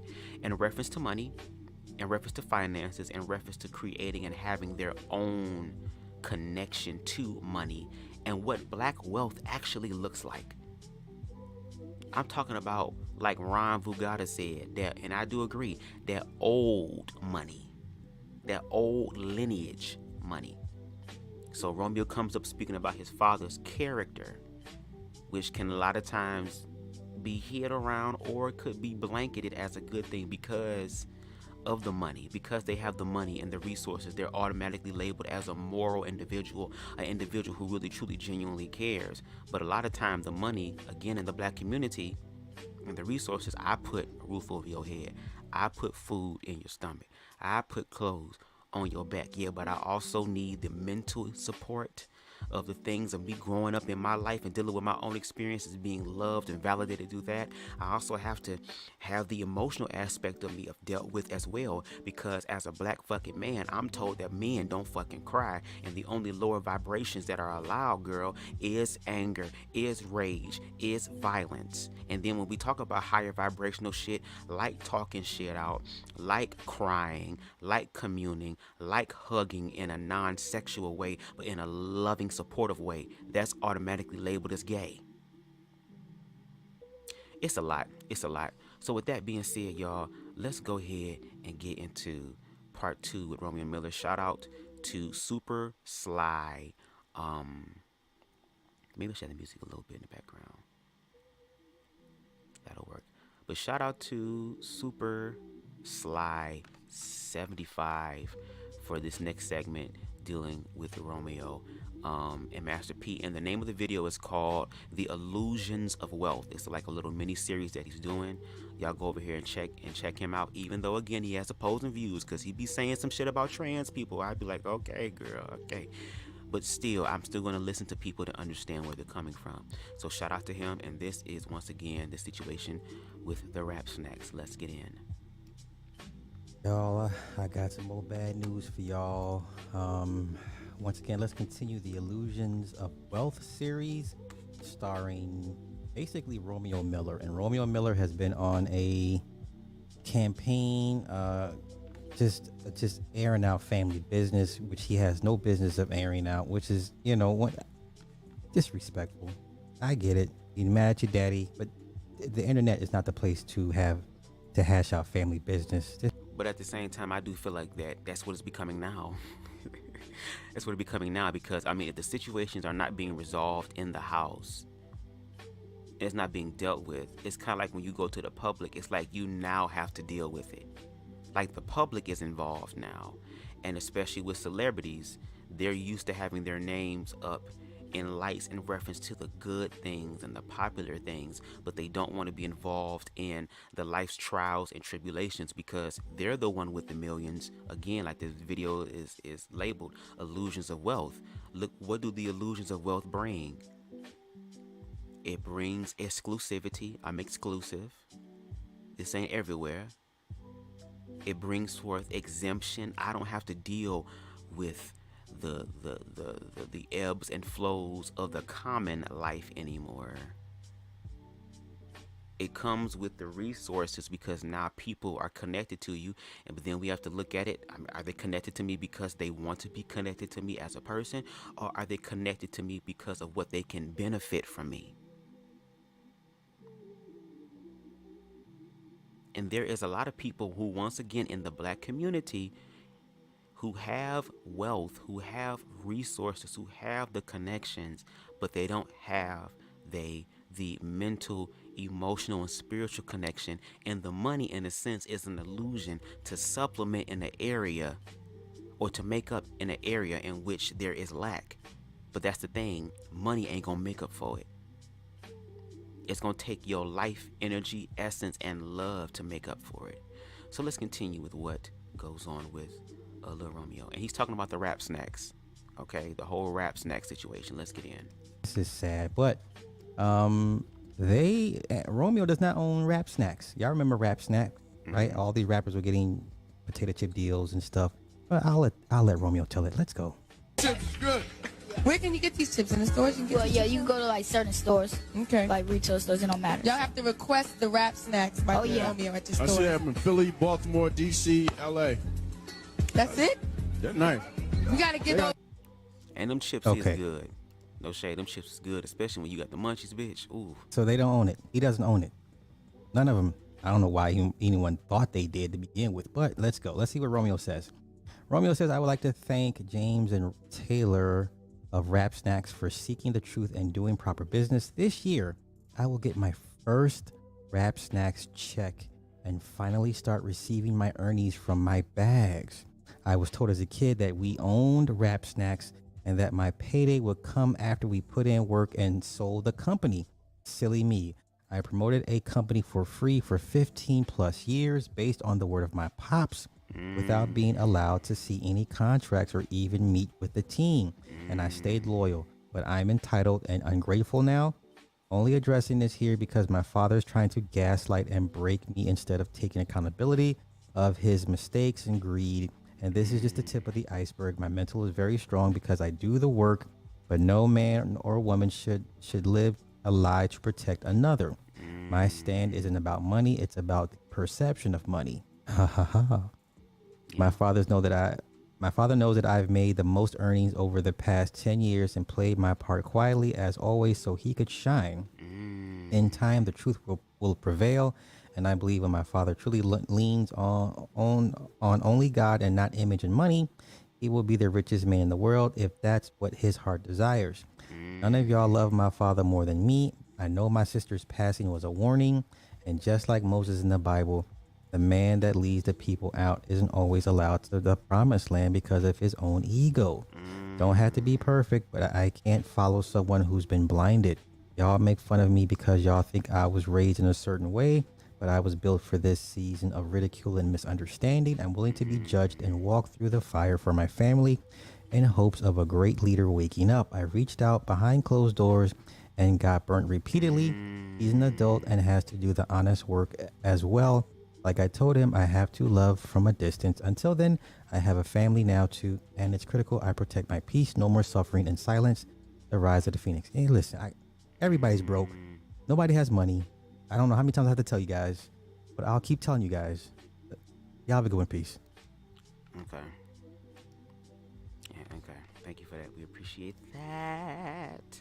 Yes, so that is the one part with Romeo and the Rap Snacks, and I just find it very interesting, just even in the way that he spoke and said, matter of fact, let me put that back up on the screen so I can just read that one more time. Certain areas. There is accountability, and I'm going to read it again to kind of just break it down, okay? It says, I would like to thank James and Taylor of Rap Snacks for seeking the truth, okay, and doing proper business, okay? This year, I will get my first Rap Snacks check and finally start receiving my earnings from my bags. Now, here it is. We just saw 50 Cent saying that he offered his son a sneaker deal, or to have his own sneaker situation going on. Shout out to Aaron Berlin, situation type deal type thing happened, and he denied it. Now you have on the other side Romeo, who was doing business, who had his own business at a young age, Rap Snacks.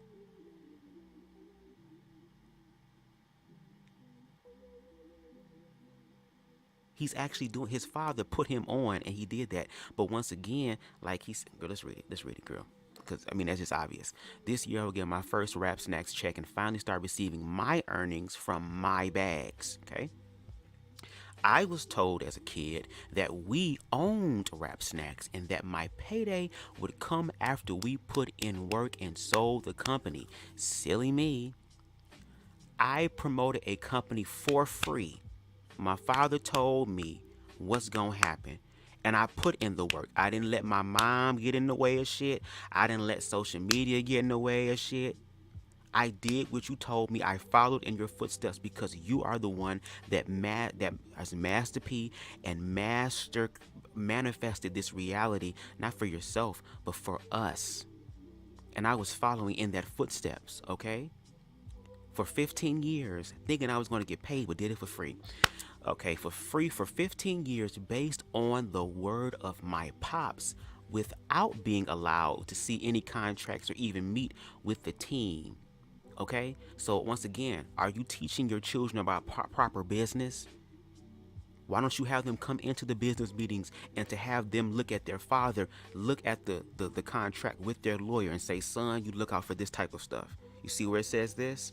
This means this means educating your son so that, God forbid, if something was to happen to you, he can still go forth and know what a proper, aligned, beneficial, reasonable, just, girl, just motherfucking, the proper way to handle business, girl. The proper way to handle the business. But that wasn't being showed to him, okay? And in the midst of all that, he says, I stayed loyal. But I'm entitled and ungrateful now? Only addressing this here, online, girl, because my father is trying to gaslight and break me instead of taking accountability of his mistakes and greed. And this is just the tip of the iceberg, because once again, we don't know what's going on in the house. That's the one thing about social media and about power and influence, girl, and money. You can create this illusion. Shout out to Super Sly 75. Illusion of wealth. You can share this illusion, this idea that you're perfect, this idea that you're exempt, this idea that so many people are selling their fucking souls to obtain, girl. According to society, your ass should be happy. According to society, you should be good. According to these things, you should be all right. But here it is, there is shit going on in the house. And what did goddamn what's her name, girl? That looked like the R&B version of Karen Clark. She didn't sound like her, bitch. Not as far as the high notes, but the runs and look. Faith Evans. The more money we come across the war, not the more blessings we see, not the more abundance we see, but the more problems we see. And the reason why they're problems, girl, is because, once again, of the mental and emotional. New levels, new motherfucking devils in this bitch. Okay? Oh, yes, come through with the backwoods. We having Black Accountability Night, Rico. That's what I'm gonna start doing now. I can't sit up here and speak about opposition outside of us without checking us. So this is me doing my work. Cause like there's been people like you, Ryan, been saying, well, y'all ain't checking black people, y'all ain't checking. I'm gonna check my peoples and talk about the shit. I ain't put a bullet in nobody's shit. I didn't say nothing. I ain't say nothing, Rico. Okay, back to the thing. What did he say? Where was I at? Okay, only addressing this here because my father's trying to gaslight and break me instead of taking accountability of his mistakes and greed. This is just tip of the iceberg. My mental is very strong because I do the work. But no man or woman should live a lie to protect another. That's mama, daddy, sister, auntie, grandma, pastor, bitch. It don't matter, bitch. As a human being, girl, you shouldn't do that. That's not authentic. It's not authentic. So shout out to him, girl. Because if God is not a respecter of person, girl, which means that God not going to let your ass just, oh, okay, well, you pastor so-and-so, you Master P, nigga, you got all these millions, don't worry about it. You can do what you want, fucking. Nah, check that nigga too. Okay? My stand isn't about money. Because I'm about to get my rap snacks checked, so it never was that. And Romeo was making all type of movies and shit. He was doing his own thing. Basketball, and it wasn't like the nigga was lazy and saying, Dad, take care of me. The nigga was actually being a fucking man, like the idea of a man, or what I think a man is, which is me taking accountability. Okay? My stand isn't about money, it's about the perceptions of money. Okay, my father knows that I've made the most earnings. Oh, my father knows that I've made the most earnings over the past 10 years and played my part quietly, as always, so he could shine. Imagine and see, those are really the ones that are leaders, the ones who really don't want the power like that. Who don't want to shine, who don't want the recognition, girl. They just want to show up and do things quietly, be in the background. But that's the thing. God's source universe is calling all of us who are challenging ourselves. Because heavy is the head that wear the crown, and it's a bunch of weak-necked, ostrich-necked, batty-bee-necked ass bitches out here, girl, that's trying to wear this goddamn crown and giving themselves sciatica, girl, about the spine because they don't have the necks to strengthen it. But those who want... Anyway, girl, you'll catch that going out. Play my part quietly, as always, so he could shine. In time, the truth will prevail, and I believe when my father truly leans on only God and not image and money, once he starts to remove himself again from this false illusion of money, because no tea, no shade, he had to deal with some heartbreaking shit too. And I feel bad for him because even the passing of his daughter, as a father, as a parent, you would hope that you would go before your child, that it would be your child that would be burying you. But to bury your child, I can only imagine what that's like. And I'm not even going to sit up here and act like I'm exempt, because when I have my kids, God willing, there's nothing stopping them from dying either. Okay? But the image and the money does not protect you from the pain, because that's something that you can't pay to have taken away. You can try to smoke it away, you can try to drink it away, you can try to fuck it away, girl, but if anything, it'll just bring it closer and closer, because you'll realize that nothing is working until you face it. Okay? When my father truly leans on only God and not image and money, he will be the richest man in the world if that's what his heart desires, which means he will be rich not just in the earthly things, but in the supernatural things. I've heard this saying, you don't want to be too spiritually minded that you're no earthly good, and you definitely don't want to be too earthly minded that you're no spiritually good. That's when Christ, in the narrative of the Bible, where he says, I come that you have life and life more abundantly, means that you can have abundant life starting within yourself, so that no matter where you are, you have the opportunity, you have the power, you have by birthright the choice to choose to be happy now, even though the outside reality doesn't show that. To choose to have peace now in the midst of chaos. And then also learn to love yourself enough and grow in your own power to manifest your own reality that validates how you feel on the inside. That's when you're really rich, girl. None of y'all love my father more than me, because that's my daddy, bitch. Okay? And I know my sister's passing was a warning. And just like Moses in the Bible, the man that leads the people out isn't always allowed to the promised land because of his own ego. Don't have to be perfect, but I can't follow someone who's been blinded. Y'all make fun of me because y'all think I was raised a certain way. Is it mad, girl, because my mom and daddy is in my life and your dad said I'm going to the store and never came back, girl? That's between you and God, no shade.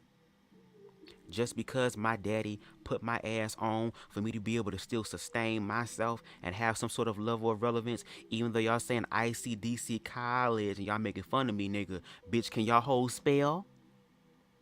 Can y'all read?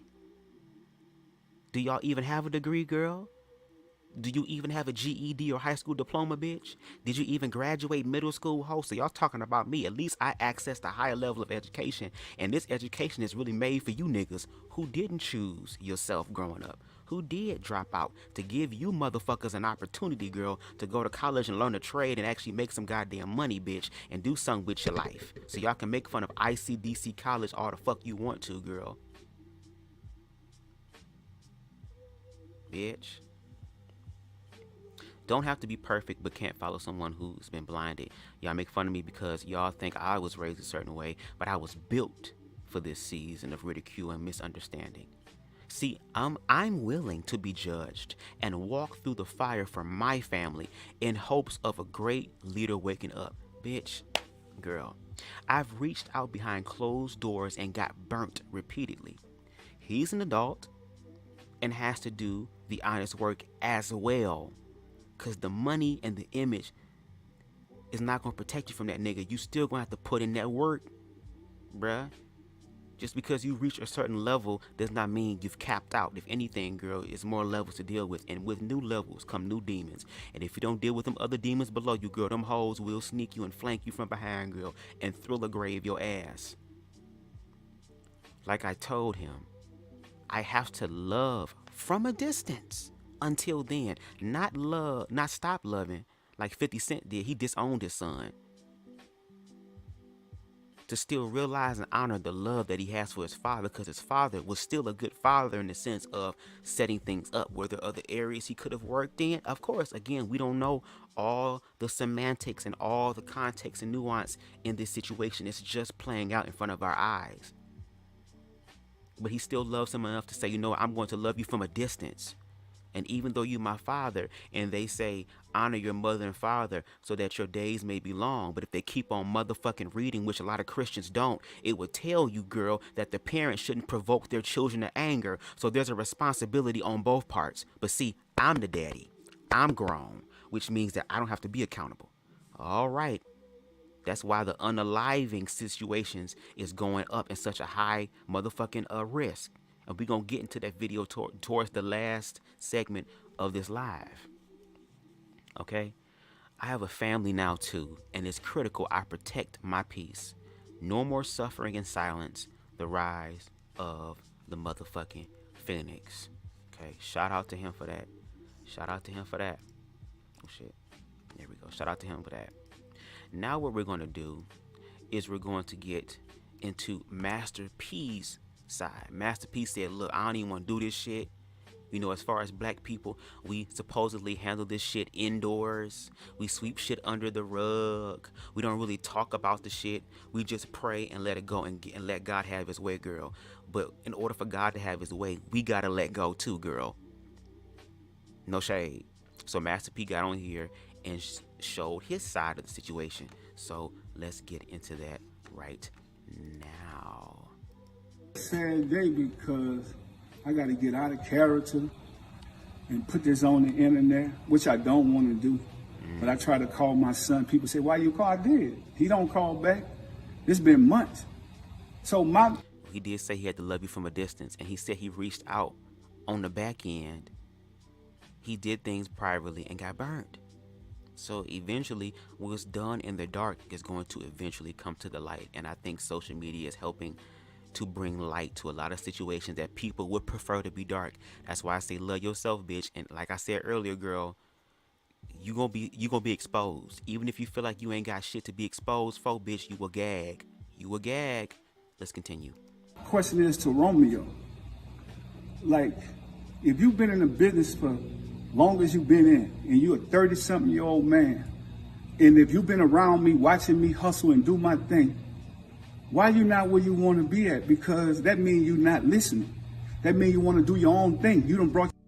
He said in that thing that, Dad, you didn't have me around for these business meetings. That's where the biggest thing happens. Because in these business meetings, I get to dictate what it is that I want, because I also understand that, bitch, y'all coming to me for this shit. And if we gonna work together, both parties got to be satisfied. Did you show him that? Did you take him into these rooms? Because Romeo said you didn't. Romeo said he mad because unbeknownst to him, he was working for free for 15 years. And he didn't understand the business aspect, and the business aspect was made for him by his daddy.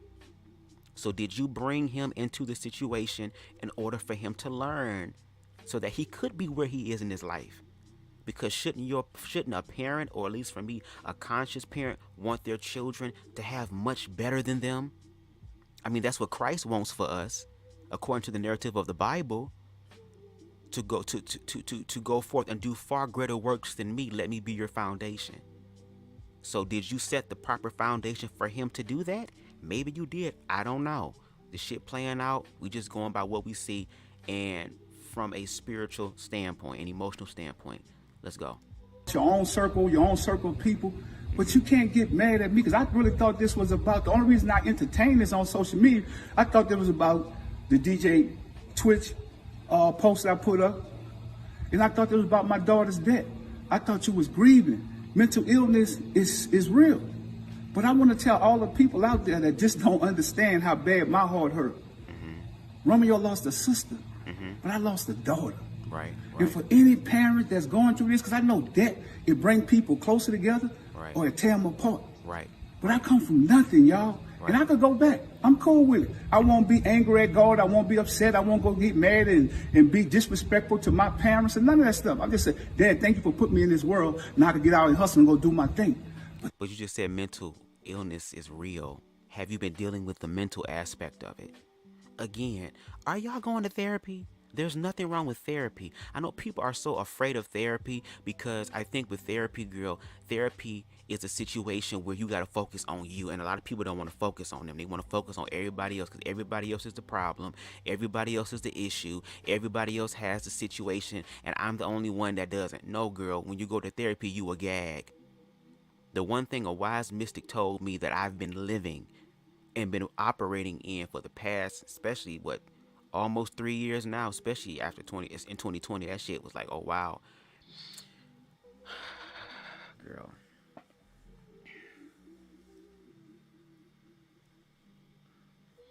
I'm sorry, y'all. I'm trying to contain myself because I really kind of want to go off in a sense, because it's like,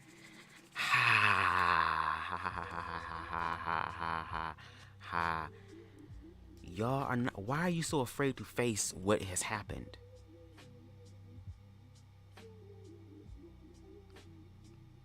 In order for things to grow, you have to face them. And we all have fears to face. Trust me, we all got things we working on. We ain't perfect. I ain't perfect.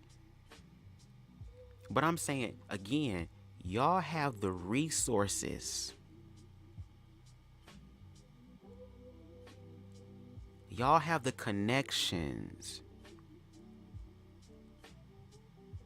Y'all have the one thing that, once again, a lot of people are willing to sell their souls for the right price, girl.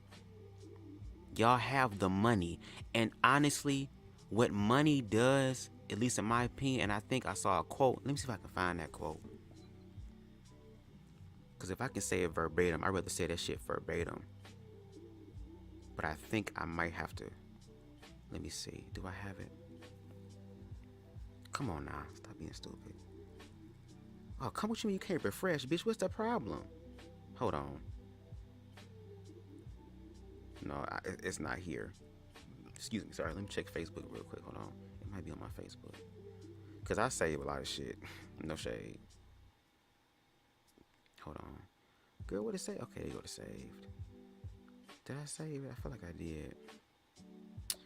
Okay, girl, I didn't save it. Basically, money, what money does is that money basically buys your freedom to where you get to control your freedom now. You don't have to follow the flow of somebody else's dream. You don't have to work for somebody else. When you have money, you have the opportunity to work with motherfuckers.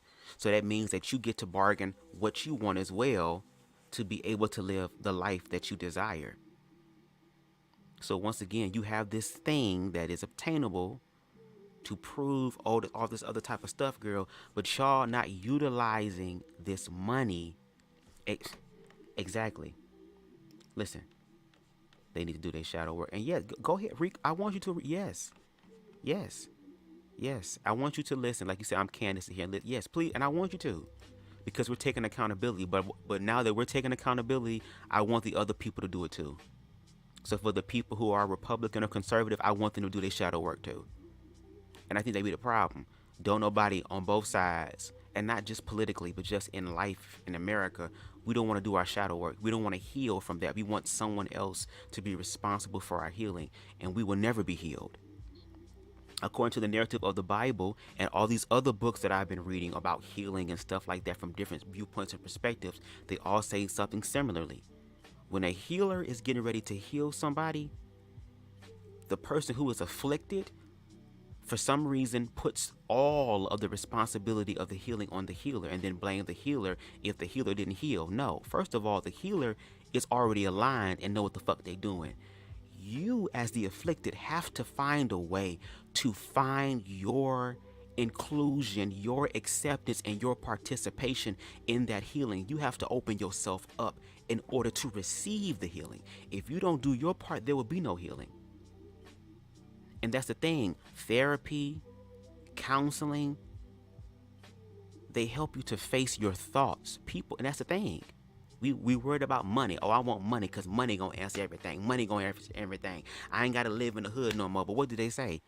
You can take the nigga out the hood, but you can't take the hood out the nigga because of the mindset. That's why Christ was saying, by the renewing of your mind. That's why he spoke about your emotions and your heart and not hardening your heart, because you need both of those things to manifest consciously. So now here it is, this illusion of wealth, this illusion of the shit, because it's not being utilized properly. Look at how now there are other aspects coming out. Because Romeo is not saying, I don't care about the money. It's not about the money. I was making films. It wasn't like I was no bummy ass nigga that was living off of you. He had his own dreams, his own goal. What goddamn Lil Romeo playing basketball for a minute? I keep calling him Lil Romeo. Sorry, because I grew up Romeo ass basketball player doing stuff. Once again, has a family. He ain't, allegedly, I don't know, man, maybe I might be ignorant, but hell, he not out here being like all these other niggas trying to help repopulate America and shit by having 20 baby mamas. He not out here on no blue face shit. Got a harem of hoes living in his mansion and got his main hoe acting crazy as hell to where her mental shit fucked up. He's committing. And once again, yeah, he's not popular and stuff like that because he's not playing into the stereotypes. He's doing something better with his life. And unfortunately, the world we live in, as black people, we don't want to acknowledge or highlight some of the better things that are going on and stick with that. We want to continue to address all the fucked up shit, but then have no solution to it. And here it is. People say, well, money is the problem. Here it is, Master P has it, and meanwhile, he getting on live, having to do something that he don't want to do. Very interesting. Let's continue. That's the problem. When you take kids and you kind of like protect them from the real struggle and the pain, and you don't allow them to deal with their own consequences, and then when they grow older, you never gave me nothing. At 30-something, man, people could go back and look. You've been shining for a long time, son. All you got to do is pick up the phone and call me or come to the house and holler. But you're talking about shining in reference to what it is that I can buy you. Shining in reference to status. Shining in reference to, nigga, look at what you got on. Your shit always clean. I'm talking about, there are motherfuckers in the world, girl, that will wear one shirt that costs thousands of dollars, wear it for 2 hours and throw it away. Girl, I can't wear nothing else, girl. That's been on my body, girl. It's art. It done lost value. What? And then on top of it, I talk about the struggles. Yes, in life, we're going to have our own struggles. Nobody is exempt from that. We all are going to have days of trouble. They're promised to us. And those days of trouble are really moments for us to employ faith to continue to evolve and go up and down and up and down. It's not going to be a straight slope sometimes going up. It's going to be all type of zigzags and mountain tops and valleys and all type of shit. But I also thought that parents also want shit to be easier for their children so that their children don't have to go through what they went through. And again, from Romeo's standpoint, he's saying this is not about the money. This is not about the money, because he got the money. He ain't hitting you up, at least to me. I could be ignorant. If so, educate me. But he not hitting you up, telling you like Marquise is hitting up his father 50 Cent. I want all these damn shoes. I want the money. We need about 6,700. That's enough. No. Maybe it's some other things going on. And once again, imagine how his life would have been like if he was, again, hypothetically, I don't know if he was in the room. I'm just going to assume, and it is what it is. But maybe if he was in the room with you, Master, and watching you master your craft as far as, once again, educating your son on what a contract looks like and all this stuff. But unbeknownst to your son, he was told one thing, and for 15 years he did what the fuck he did. And yes, he did it quietly, because girl, it was a point in time where motherfucking Romeo ass seemed like he fell off the face of the earth. This nigga doing ICDC college, and Bow Wow was kind of dominating for a minute. So in a sense, what he said was kind of true. Okay. The saddest thing about this is what the people want to see. They want to see destruction. So if you destroy me, what are you going to do for the rest of the family? Are you going to take care? You told me on the post that you put up, you go take care of people in the community. That's what you're supposed to do when you come from nothing. You go help people. I'm just not helping ungrateful people. I'm not an ATM machine. People can't just say they love me when I give them something. I'm tired of that, y'all, and any other parents. So are you saying your son, again, I'm asking for clarification. Are you saying that's what your son is doing? Is your son asking for money? And if he is, okay, you have a point. I don't know. Romeo said it wasn't about the money.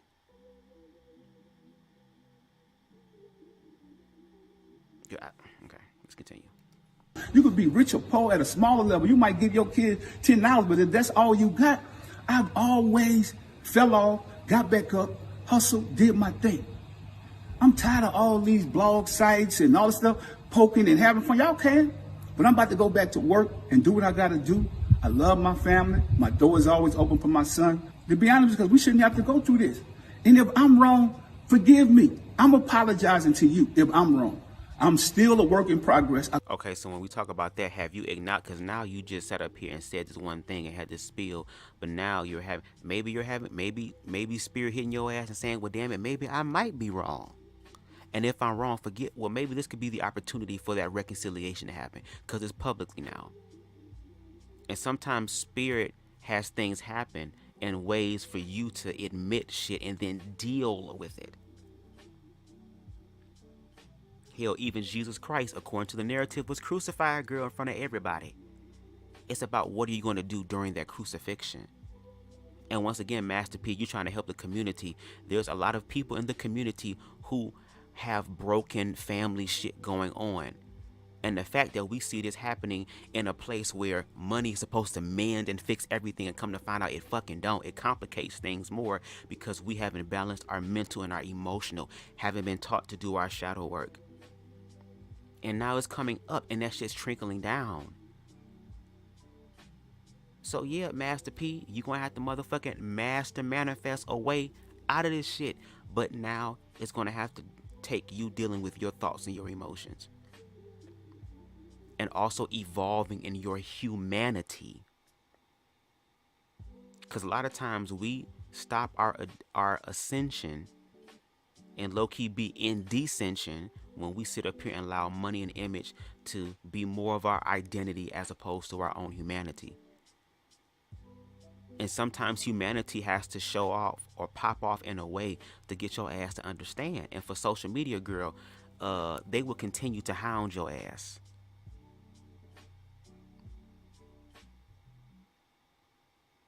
Social media, that's up there forever.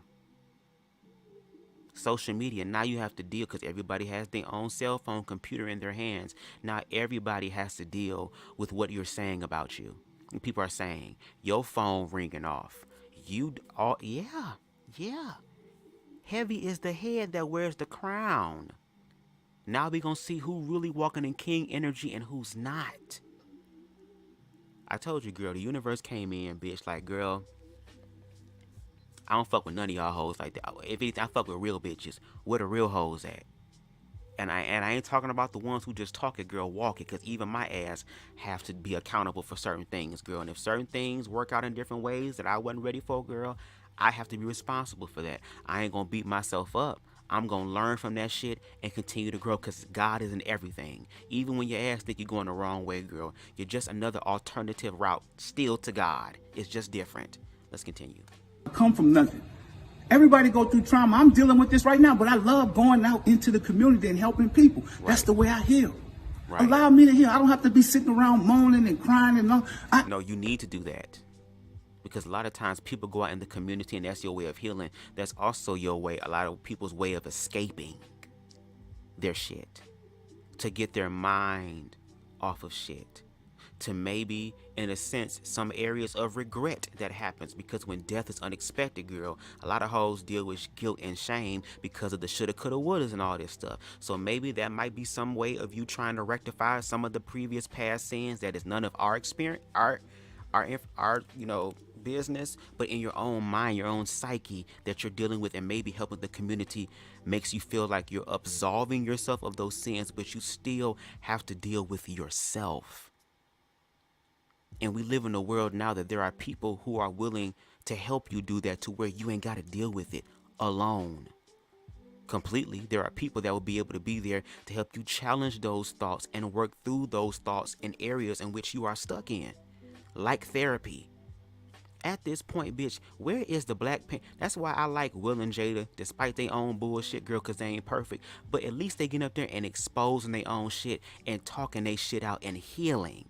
And what do we as Black America at large do? We laugh at them. We laugh at black men crying. We laugh at black men expressing their emotion, make memes out of it. But bitch, when the shit hits your ass in the ass, girl, you looking worse and ugly, crying more than they is. Bitch, the British are coming. The British are coming. AKA, girl, karma is coming. Karma is coming. And speaking of karma, shout out to Jaguar Wright for this quote, bitch. Karma does not come with an etiquette card. Karma ain't gonna knock at your door and be like, hey girl, I'm gonna be coming back on so-and-so like a few weeks. Are you available?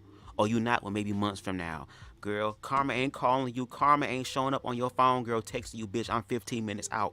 Karma gonna come at the moment where you least expect it. And maybe this is, I don't know. But all I know is that now Master gonna have to find a way to deal with this.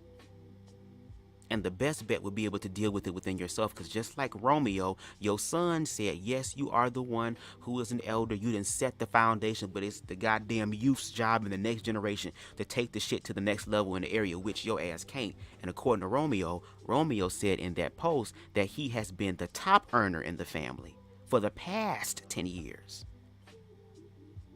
Because his knees is still good and shit. He ain't stretching out goddamn sweaters in the stomach and shit. He's more open-minded and shit. Okay, let's continue. I can't get my daughter back. Right. But I can get out there and keep a legacy going, keep a name going. Right. So and you should, right. Let's do this in love and let's do this in peace. Because this is what the system wants. Think about it. We stronger together. Yeah. But you older now. So you got to lead by example for the rest of the kids. And we can get through this. I'm just telling y'all, keep y'all prayers. We need it. Yeah. And God gonna do what he got to do. But you also got to do what you got to do. You still got to do what you got to do. And that be the thing. People want to throw everything on God. Girl, God forgives. Love forgives. But now you have to walk forward in a new way so that you can honor the fact that God has forgiven you, because now you operating in that forgiveness. And a lot of us in the black community, and that's through religion and shit, have not been taught that. But now, master, you have an opportunity to master that out by actually putting that into application and showing other black fathers what it looks like to heal too. Because there's a lot of black fathers that look up to you and see you doing something good as well. And your ass is still alive. You ain't dead. So your ass still leading too. And hopefully you be here for a very, very long time to be able to enjoy all the fruit of the labor that you put in. But like your son said, if you also lean on God in reference to you accepting, despite all the shit that you've done, the things that you are doing, the things that you will do, the grief, shame, and all the stuff that you are dealing with that maybe we don't know about and it's none of our business. Once you deal with that and tap in that, you will realize how rich you are, because you're also rich in, time is priceless. So that is very rich. So that you can spend time with these people that you love. You know, I'm not going to come on here no more. So bloggers and everything else is cool. Whatever you want to deal with Romeo. Whatever y'all think he's saying is true or whatever, that's cool too. I can live with it. I'm at peace now. I had to speak my piece. Okay. Now I believe this is, I don't know if this is actually his stuff that he said, but I'm going to assume this is Master P talking. But he says this generation of kids need to stop blaming their parents for everything. How do they think they got to where they are without their parents making sacrifices for them? True. They shouldn't blame them from everything, but there's still accountability, so there's going to be some blame. And on top of that, the kids didn't ask to be here. Y'all came together and fucked, and whether y'all stayed together or not, the goddamn kids is here. So they have to also deal with this reality as well. You brought them here. So you have to take accountability for them, hopefully, if you're a responsible parent. Mental illness is real, and so many families are tragically affected by it, especially when there is added trauma like death of a loved one. Yeah, because all that is doing is getting you all to be in the present moment. To pay attention right now. That's what it means to be in the present moment. That's where your power is, because a lot of us live in the past or live in the future only. There's nothing wrong going to the past to learn from the past so that in the present moment we don't make the same motherfucking mistakes, so that our future is literally our past, girl. On some Days Future Past, X-Men, WandaVision ass, Doctor Strange, moonwalking, dream walking bullshit. Pay attention. That's why the past is important. We have to learn from the past. We cannot disregard it. When we start living in the past, that's an issue. But when we learn from the past, that's what it means. Learn from the past, then pay attention to what's happening in the past, because there is shit that is being perpetuated and expressed in the present moment that is happening from the past. Once you pay attention to that, go through the shadow work, motherfucking cry, scream, yell, do all this shit, face these lower vibrations. Some people experience them so much to where they literally physically get sick and throw up. That's when they say demons are being casted out. Yeah, because that low vibrating energy that was so dense is now being addressed and now can't deal with it and is fighting to stay within. Heal from that shit in love for real. I'm talking about real love, which means, bitch, you gonna get hurt. And it's not an intentional hurt in reference to destroy who you are in your spirit and soul, but to destroy the false narrative that we, unfortunately, intentionally or unintentionally are feeding into, which helps us to perpetuate our cycle of habits that therefore manifest the same thing. And once we do that, then we can do things differently and then have a better future. Because now we didn't include ourselves into it. Social media is not the place for healing. Yes, it is. Yes, it is. Because social media is basically the world connecting to each other.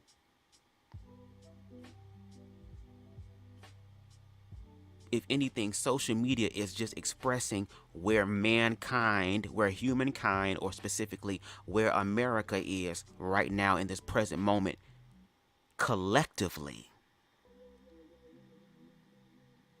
And hell, the phone is literally an extension of us now, so we always on social media. Some version and some form of it. It is a part of our everyday life. Even me, I check my phone all the time. To the point to where my ass, low key, is trying to learn how to go to sleep without my phone because I have to have something playing while I'm going to sleep. And bitch, YouTube is life. I'm sorry. If YouTube shut down, my ass would really be going through it, bitch. Because I use YouTube for many different things. I really use it for education. Give me some good ass motherfucking sativa weed, bitch. Or a good motherfucking edible, bitch. Pop that shit, bitch. And be like motherfucking Lilo Dally Multipass from goddamn Fifth Element, girl. Just staring at shit and learning shit. To be open-minded, which is why now I don't mind having conversations with people that agree with me, but I'm still going to be challenging in those conversations. But then to really go out into the world and connect myself with people who have opposition to me, to get them to understand, and then we can find a gray area. That's how you build humanity.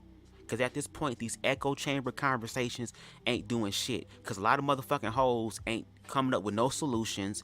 Ain't no hoes trying to figure out how to fix this shit, girl. They just complain, but don't bring any forth of facts or solutions to the problem. And then when we finally bring solutions that include us, we feel some type of way, girl. We want somebody else to do the work while we sit the fuck back. No, bitch. As long as we have breath, we gonna have to do what the fuck we gotta do. So yes, social media is definitely the place for healing. If anything, we need to see stuff like this. And if y'all go to fucking therapy, if y'all actually do the right conscious thing and deal with your thoughts and your emotions and be accountable and be open-minded, guess what? Healing would happen, and then it would show place on social media that will inspire and influence other people to do that, to challenge their goddamn self.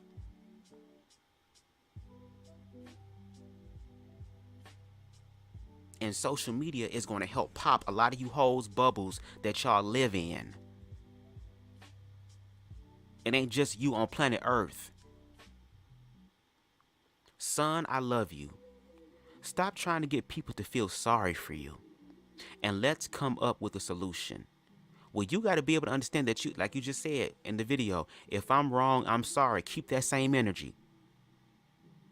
I'm not saying you are, girl. I'm just going off the things that have been shown. That's all we can do. Everything that happened on the back end, girl, will bring up the back end, girl, to validate it. You already in this shit now. It already happened, girl. You might as well fucking finish it. And close the circle, because you're talking about the system. The system want y'all to fight against each other, as opposed to coming together. And I ain't talking about coming together of let's not talk about it no more, as if it didn't happen. I mean, let's deal with it in love. As far as, son, I love you. I already lost my goddamn daughter. I would be hurt to lose a fucking son too. But also Romeo, like you said, lost his sister. So there's still a relationship that he had there. And then also too, he has children as well. So he's also a parent. So y'all both share in that parental experience together now. So if it's really about love, that means y'all gonna come together and say, you know what? Let's go to therapy. Let's talk it out. And no tea, no shade, girl. That's one of the mandates on my life. I'm not a licensed therapist, girl, but as far as my awareness, girl, spiritually, girl, I help people deal with their thoughts and their emotions. And that's because someone helped me with mine in such a way to where it's like, bitch, I'm learning to deal with my own thoughts and emotions out in this bitch. I don't want to be a blind hole leading up the blind hole, girl. When you see a real motherfucker, girl, you got to challenge yourself. And now I even understand when I was in romantic relationships and I was showing up doing what the fuck I needed to do, and these other niggas was ghosting me and shit. You know what I'm saying? And then when they came back and we had a conversation, girl, oh, well, you was perfect and you was everything that I wanted, but I just couldn't accept it. That's for like where I am, girl. I got to see how much of a real nigga I am. Especially in the world we live in. Hey, Miss English.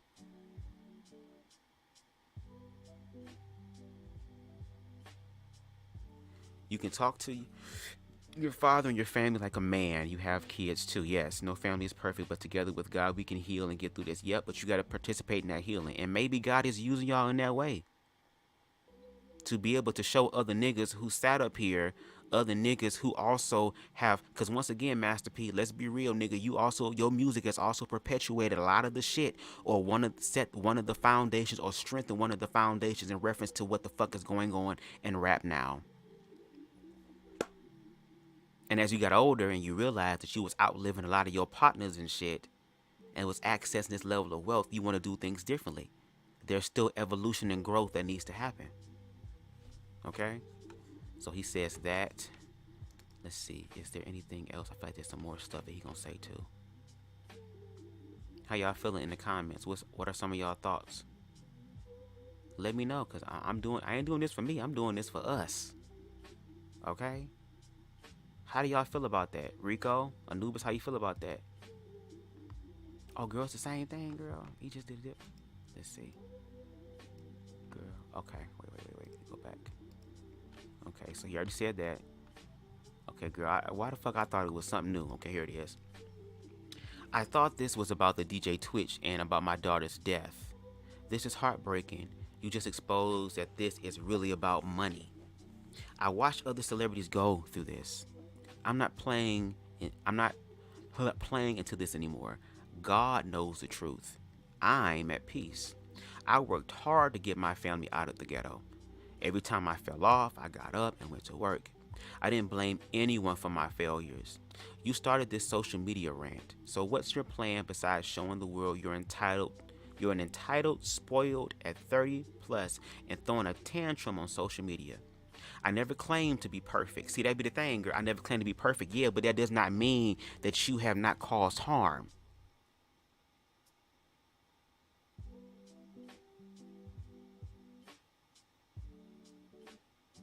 He says, I'm not afraid to admit I'm still growing as a man, as a parent. Okay, but you still got to go through the process of growing. So yeah, you're going to deal with your emotions. And yeah, there are going to be some outside forces that are going to push on your ego that you're now dealing with. That's a part of the thing. Because you said up here at the beginning, you know that it's really about money. You already know the truth. So why, if you know what the truth is, why come down here and say, you know, I'm not perfect? You said you feel for Master P. Let me know. Share more. Could you go more in depth for that, Miss English? I love these type of conversations. I love this because it's helping me learn too. I don't know everything. I'm just putting myself out there, and if I'm wrong, I have to deal with what it feels like to be wrong. Because when I'm wrong, or when we're all wrong, we deal with guilt and shame. We got to work through that, so I'm cool with that. Where we at? Everybody deals with death in different ways. I get it. I'm just an ATM for this family. I don't care about an image. The bloggers can have their laughs this week. I'm going to keep working, keep praying, and letting God guide me. Mental illness is real. Wow.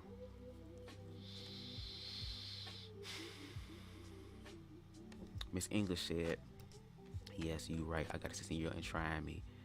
Every day is hard. Yeah. Yeah. But my thing is this too, like I said, with the money and stuff, Master P has the resources. He has the finances.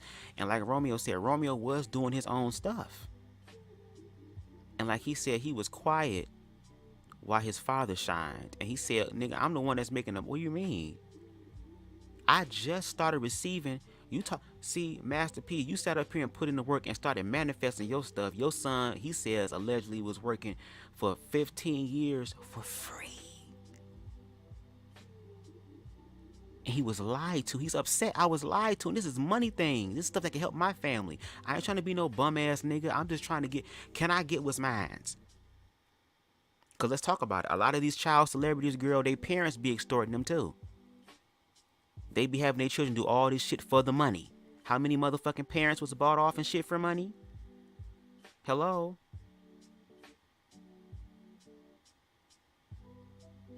Wow. It says, when you become a parent, you'll learn everyday. Kids don't understand. Yeah, but also, and that's true, Miss English, I don't have kids. You're absolutely right. So I don't know the full totality of what being a parent is like. But Romeo is a parent, though. So, like I said, him and Master P are connected in that level. And he's responding, at least what Romeo is saying, in reference to the fact that, okay, the rap snack situation, like you talking about mental health, a lot of black men are unaliving themselves, and we're going to speak about it in the last part of this thing by Chyna Fox, shout out to her, where these individuals are unaliving themselves because they have this idea that, because like according to the Bible, it says, if a man don't work, he don't eat. So a real man provides for his family. And again, the social media area that we're living in, again, he's Master P's son. So there's got to be some level of cleanliness. There's got to be some level of celebrity status to it. I don't know, Romeo. Maybe he is starting to, you know, like he said, grow and mature in his own mindset to be able to look past the image and the money and stuff, and probably just see the humanity and the character of the person. I think that's kind of what he's more so focused on. His father might be focused more so on the image. So where was his mother? I have no idea. That's an interesting question. Maybe she'll share her stuff, because at the end of the day, like, I understand when your name is out there in social media in a negative way, you don't want to deal with it. You want to try to do everything you can to get it scrubbed from the internet, to get it taken down. That's why people will sue the hell out of people. But at the same time, they can't stop spirit from getting to them. Spirit is going to get to your ass in any way that it can. No matter how impenetrable our fortress might appear to be, baby, the universe, God, source, karma, they got the master key. And the master key opens up every door. They got the skeleton key, which means the skeleton key gonna open up every door. And again, no tea, no shade, but all facts. Y'all are social. Y'all are celebrities. This is a part of the process. This is unfortunately what comes with the glitz and the glam. That's why I also like listening to celebrities' experiences. There are so many celebrities, like we talking about A-list, fuck Master P. We talking about A-list celebrities like goddamn Ariana Grande and all these other people who literally speak about the horrors of their life now. They don't even have any privacy no more because they're a celebrity. We have to know what's going on in celebrity news. Celebrity news. And now people are getting paid off the news. And I think I forgot who said it, but they said once the news started making money off of people's lives, girl, they wasn't going to stop. A lot of these paparazzi and shit be saying all type of shit, talking all type of shit to antagonize these people to respond so that they can control the fucking narrative. Again, he who holds the power, baby. You got heavy as the head that wear the crown, girl. Y'all want to be masters. Y'all want to be kings. Y'all want to be leaders, girl. That's probably why my ass was in the background, and low key, I still don't mind being in the background at times, girl. I don't have to. I don't want to be the smartest person in the room. I still want to learn. And that's why I'm low-key preparing myself and loving myself and having my own cocoon phase. Because the shit that I truly believe in, girl, this real, true love, genuine change thing, shit, this shit could cost me my life, girl. And I don't even like talking like that. And I don't even want to like manifest that, but I'm also not going to sit up here and act like it can't happen to me. Because when you walk in a certain level of love that is able to bring people together and really have them hash out their bullshit and hash out their low vibrational shit. I'm going to get to your comments too, Rico. I ain't forget you. I'm going to definitely get yours because Rico's a spiritual person. I definitely like your insight. But it's a lot. And yes, mental illness is real, girl, but here's the thing. Money don't heal mental illness. Image don't heal mental illness. Girl, it's our mind. It's our mind. And what did the scriptures read in the Bible, girl? Even though I don't believe in organized religion, I still believe that the Bible can be used in a conductive way, and it needs to be interpreted and translated by mystics. Not these false ass niggas, but mystics who understand the spiritual and psychological and supernatural aspect of the Bible. But like it says, girl, what profits a man to gain the world but lose his own soul? And that's the thing. A lot of us are losing our souls, which means we're giving up a piece of our happiness, a piece of our power, a piece of our energy that we can manifest on our own to other people, and we low-key give them control over us.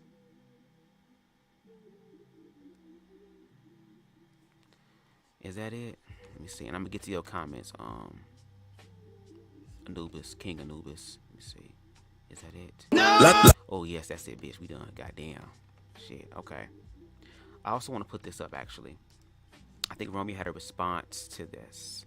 This is what Romeo said. Let me remove this. Ooh, girl, I know it's gonna be that big, bitch. Girl, let me look at my phone, girl. That's Romeo and his dad. I ain't know it's gonna be cutting niggas' heads off. And maybe I'm glad that happened, girl, because I want motherfuckers who listening, girl, to put y'all, if y'all in this situation, to put yourselves in goddamn Romeo and Masterpiece footsteps. Pretend that that's y'all. Or motherfuckers, you know, maybe that'd be better.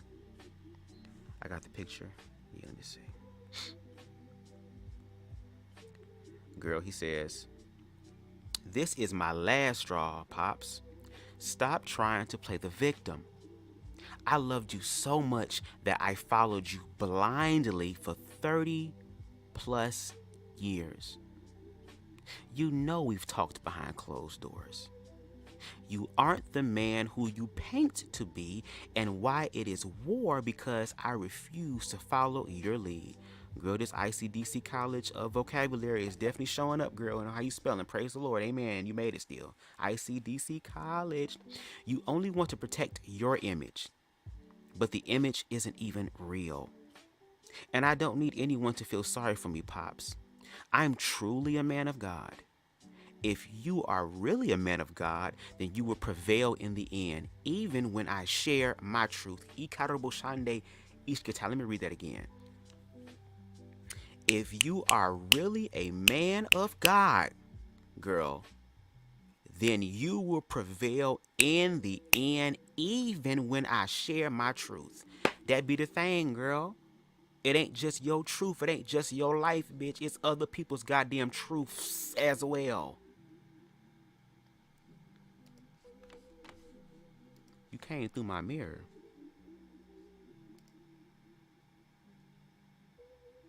Don't try to kill me, bitch. What you see? What you see? Tell me in the comment section what you see through the mirror. Even when I share my... Yeah, that's true, because that's the thing. Like, we're living in a world where people are sharing their truths. I'm literally having conversations now and doing commentary now, girl, where I can sit up here and accept other people looking at me as evil, as nasty, as horrible, girl, and I'm choosing not to join into it. Because at the end of the day, I know that my life is going to prevail no matter what these other people say or think about me.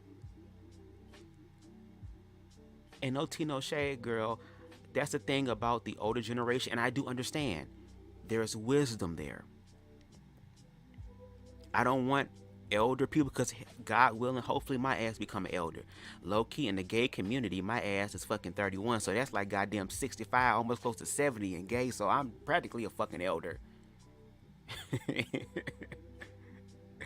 But we all, what does it say? What was this one quote that I put on my Instagram? Let me see if I can find it, girl. Where's that one quote, girl? Bitch, is my volume down, girl? Yes, it's down. It's down. It said, respect your elders, but do not submit to an old fool.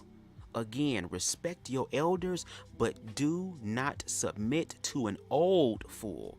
So there are people who, yes, and once again, age doesn't, even though this nigga said it, girl, even though I don't want to read it, but, say it. But age is really nothing but a number. Because a lot of people get older in chronological age, but they don't get older and evolve in their mind, their spirit, and their fucking soul. Hello?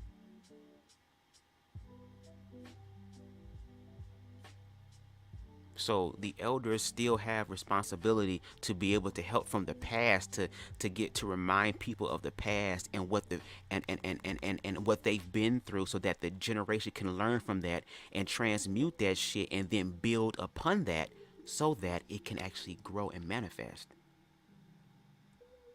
Very much so, Miss English. Gay people in age is crazy. Let me finish this. Even when I share my truth, girl, because at the end of the day, girl, the universe is just saying, girl, we gonna see who really telling the truth. Scared me. I'll come to your mirror. Okay, just don't hurt me, Rico. Now, if you're gonna come through my mirror, do some freaky shit, you can do that. Let me stop. But that's the thing now. The universe is gonna really prove and push hoes to see who really real and who not. Let's see. Where we at? Okay, from the end. Share my truth. I even tried to keep things in-house. You are addicted to social media and unfortunately use this app as therapy. Ooh, hallelujah. 3K plus post. So you gotta make that money, pimpin'. What do you say, bitch? I'm not pussy whipped, I whips pussy. Bitch. It was cold that night. And when the world find out about the finances, outside of a gift or a car, I've never been paid for anything I've accomplished as Lil Romeo. Uncle C and Silk, not Silk the Shocker. The block is hot. The block is hot, hot, hot. Uncle C, Uncle Clifford, bitch, and Silk, no. You only pay outsiders rightfully, so they'll speak good on your name. But I'm at peace because I can now speak my truth and help others. Mom was always right. Yo, Ikaro Bashande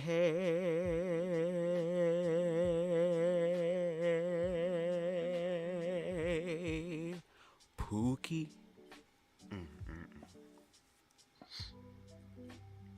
Wow. And Romeo said all this stemmed because once again, we talking about mental illness and being rightful and all this stuff. Again, he just said, I just got my first rap snacks check. The past 15 years, bitch, girl, I just saw a rap snack in the gas station the other day and I was so tempted to get it, girl, but I was trying to get back home. Because, girl, I'm an introvert. I like being in the house, girl. The way the world is now, bitch, I like controlling my own peace and shit, and especially with the way that my life is being set up to face this goddamn world, girl, and face even goddamn death, bitch. I want to spend some time with myself, girl, make sure I'm good and enjoy myself at least for whatever time I have left before I start really doing humanitarian work, girl. I'm already not getting enough goddamn sleep, bitch. Nigga be astral projection, having dreams and shit, girl. There's all type of weird shit happening, girl, but walking by faith. But he just said, now I'm finally getting paid. Why didn't I know this? I would be hurt too. If I was lied to for 15 plus years about something, I would be upset too. And I'm pretty sure if there was a way to rectify that in private, I'm pretty sure Master P would have came out with the receipts and be like, son, what do you mean? I did this. I did this. I did this. Your social media now. I'm using this as therapy. $3K a post. I might as well get paid to motherfucker do this shit. It's about money, right? So let me go ahead and give you fact after fact after fact, nigga. In motherfucking 2000 and shit, I did this, nigga. When you was this age, I did this, nigga. When I did this or whatever, whoopty whoopty whoopty whoopty whoopty whoopty whoop. But he said outside of a gift or a car, he's never been paid for his work. Just like you want to be paid for your work, nigga, I want to be paid for my work too, nigga. And I'm a father too, nigga. So where's my money, nigga? These be the same people, no shade. I'm gonna have to tap into my Ryan Vugata energy, girl. I'm gonna have to be in my Republican energy real quick, girl. No tea, no shade, girl. These be the same people talking about reparations, girl, but you can't even give what is owed to your... Jesus is on the main line. Tell him. Good, let's look at some of these comments. I want to get to Rico's comments.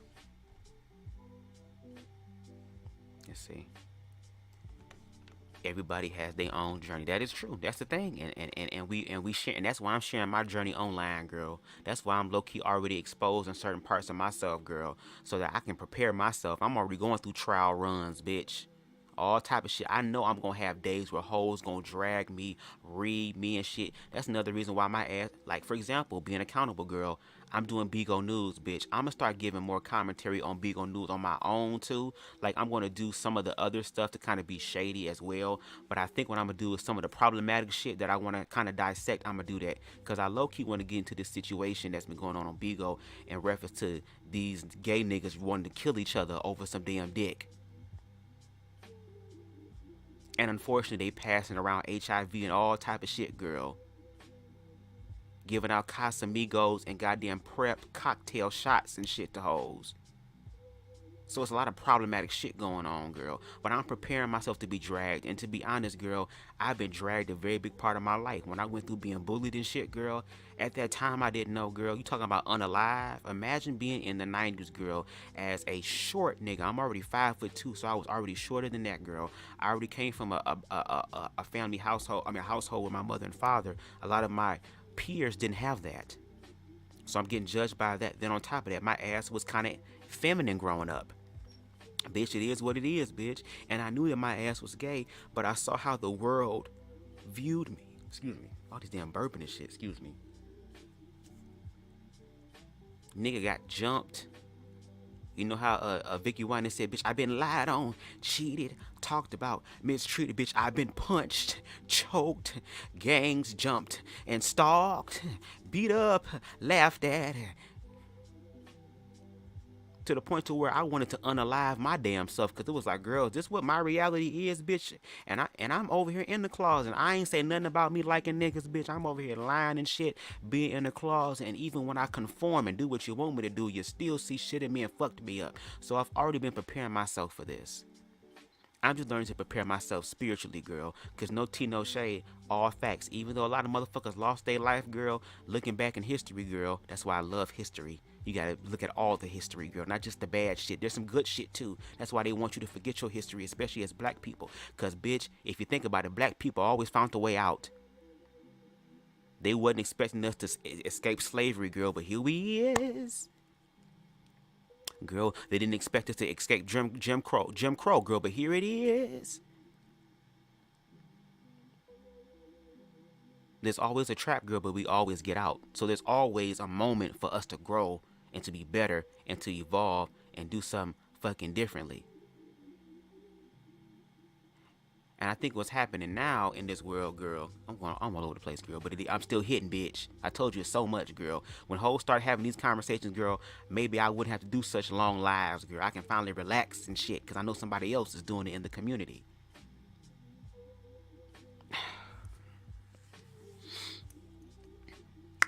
Girl, let me shut up. Master P lying and giving an excuse. And a part of me ain't gonna hold you personally, even though I'm giving objective commentary, I'm still gonna share my own personal thoughts. Because I'm still even challenging them. But my thing is, once again, like, your son, Romeo, brought up facts. He's speaking about factual things. You haven't done anything to do that. You kind of want to just be like, okay, can we shut up? Can we stop? Can we not talk about this? Let's not have the family issue and shit drawn out. No, nigga, this is real. It's what real healing looks like.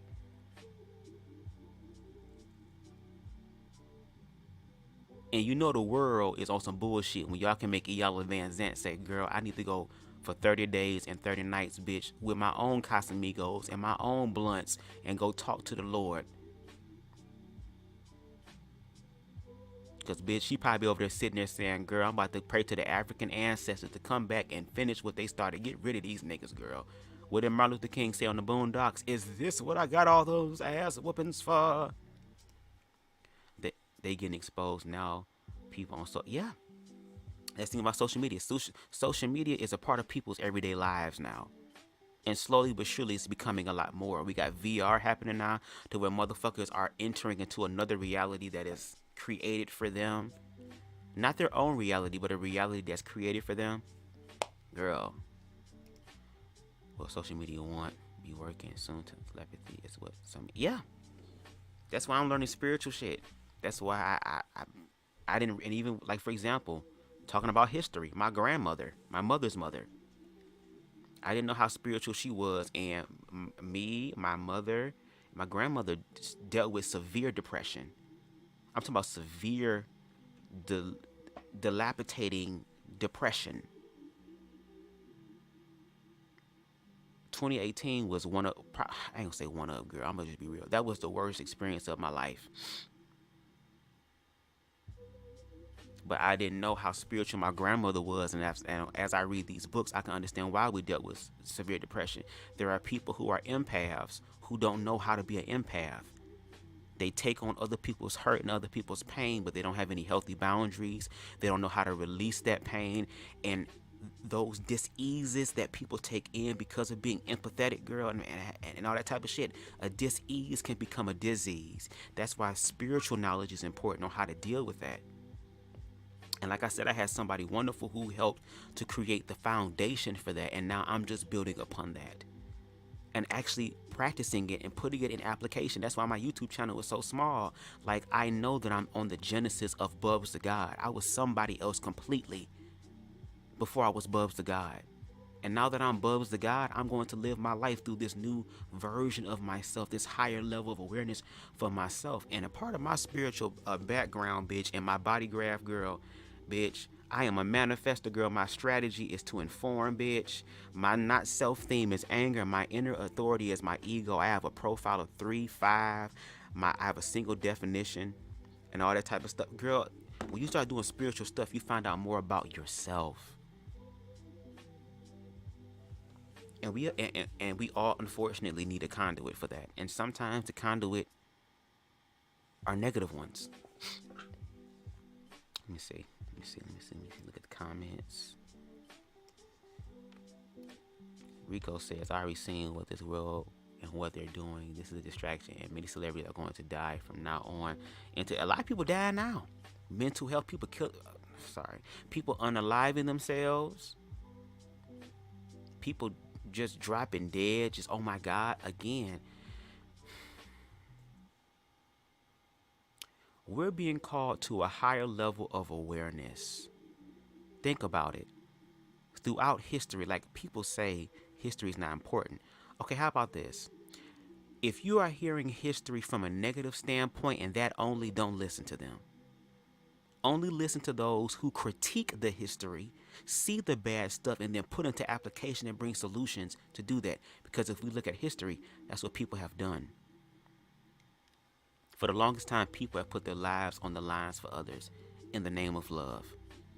For the longest time, there are people who were once the majority, were once the ignorant, which means they simply don't know, was once part of being what is known as sheep,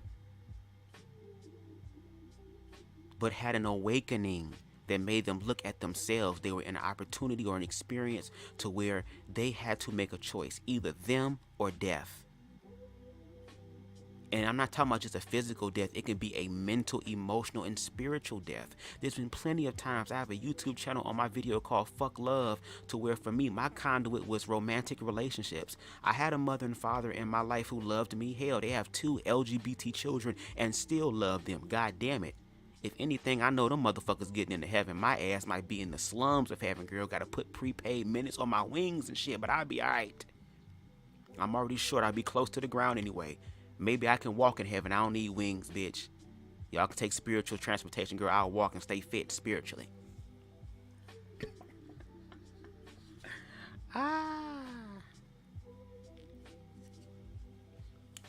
But girl, conduits happen. And then it's also scary too, because when you're awake and you see how other people are asleep, or better yet, choosing to be asleep. And I think for a reason, I think for people, for them to be asleep, I think what it means to be asleep is that they're not aware of their own self. They're not aware of their own actions. They're not aware of their own choices. And then when shit happens, they blame everybody for the outcome. I think that's what it means to be asleep. But I think when you're aware, and what makes it even more scary and more challenging, is the fact that you have to now face your own humanity and even the ugly parts about yourself that people will pick up on. I make fun of my height all the time because hoes gonna drag me from. I already know, girl, but I'm gonna laugh with them hoes. Even if y'all laughing at me, that's fine. I'm in my mind laughing with you because I've already accepted this. And the fact that God is still blessing a nigga who is 5'2", bitch, I done seen niggas who was shorter than me, girl. Do we not forget Vern Troyer, bitch? This nigga was being made fun of and made money and ain't give a fuck and was and had a beautiful ass, hot ass wife, girl, living his best goddamn life. This nigga driving, can't even see over the goddamn dashboard, but he got contraptions and shit all set up to be driving himself to the goddamn supermarket and shit. Nigga can drive around. He drive around his house and goddamn Fisher Price ass vehicles, Tonka truck ass vehicles, bitch. It's hoes who literally have less than us.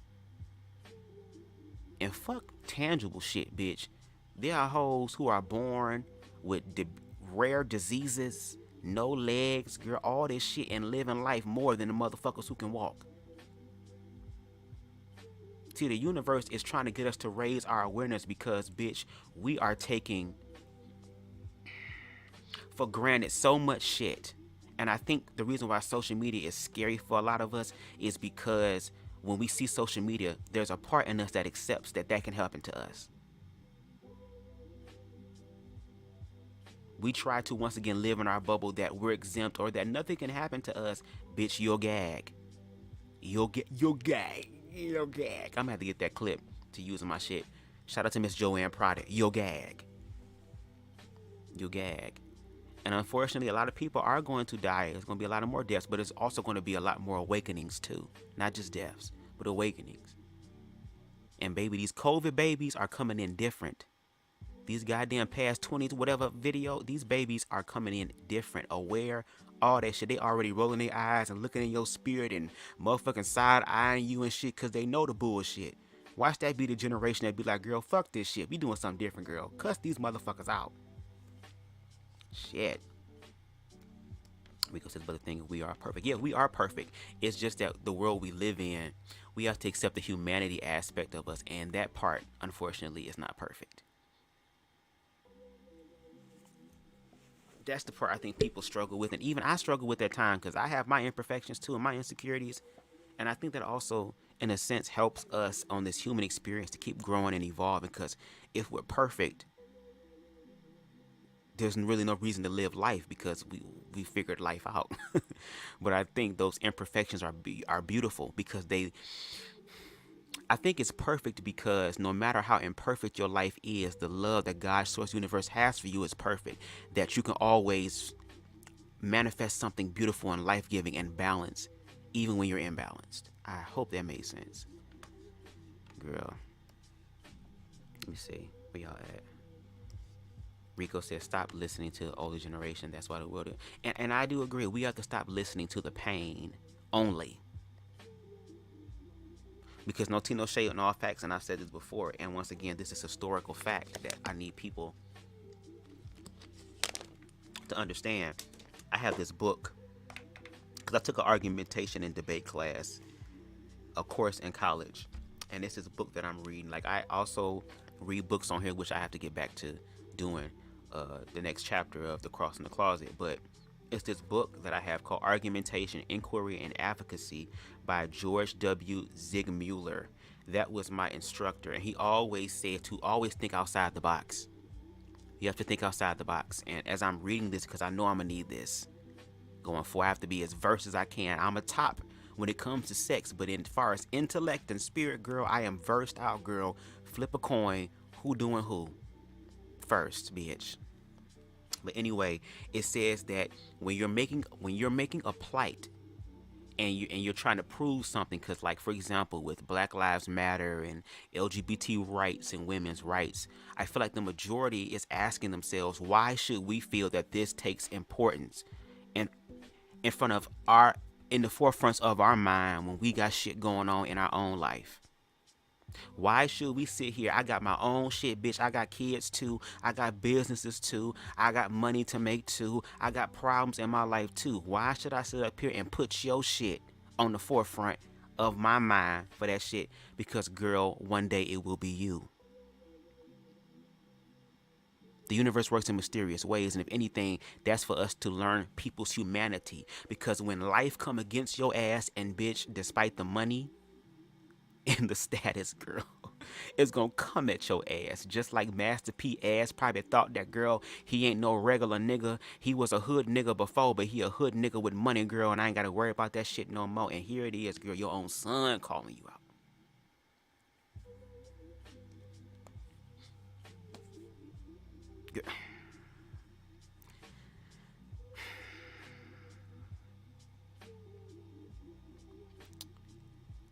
When we're doing proper analysis of something, we have to go to the genesis. We have, even in therapy, before they can make any proper analysis and know what to do in reference to the thoughts and bring context and nuance from an objective standpoint to help the person who needs therapy, they want you to take them back as far as you remember. I'm gonna get to the comments, y'all. I'm slowly but surely getting there. I just want to hit Rico's because I said I was. Therapists want to go to the beginning. Not beginning, the beginning, girl, my Andrew Caldwell voice. They want to go to that point to understand what is going on. When you go to a doctor, those who do honor the Hippocratic Oath, those who do want to use their knowledge of medicine and technology to actually help improve the quality of people's lives and to help them live longer.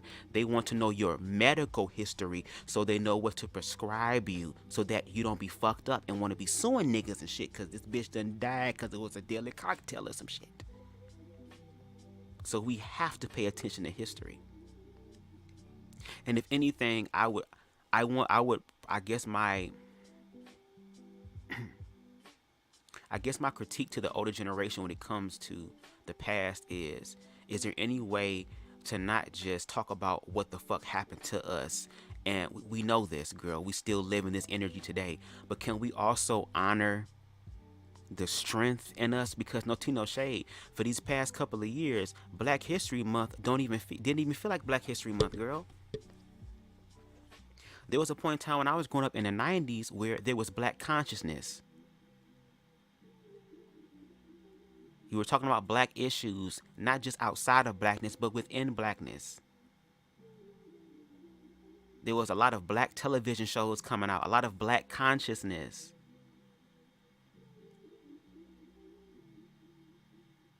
And guess what? That happened too in the past. Again, me doing my doing research from the 60s and 70s. Again, Black people came together and was trying to find a healthy monolithic view. You had the Black Panthers Party that was created to protect the neighborhood. Because police brutality was happening at that time. And goddamn, I mean, even in today, we got motherfucking phones and we record and showing whole shit. But just imagine how it was back then. When motherfuckers didn't have the luxury or the privilege to record what the fuck was going on, to at least let their family see what happened to them. The process as opposed to the fucking aftermath. But at that time, we came together. It wasn't light skin versus dark skin. It was all of us together uniting. It was all those things. I think the older generation or the elders need to keep reinstilling into us the positive aspects of, because once again, these elders were once young too. These elders were once in their 20s, 30s, 40s. Well, not 40, 50, getting up there, but they was in they was young too. They was in their teens as well. They was children as well, so they understand that aspect.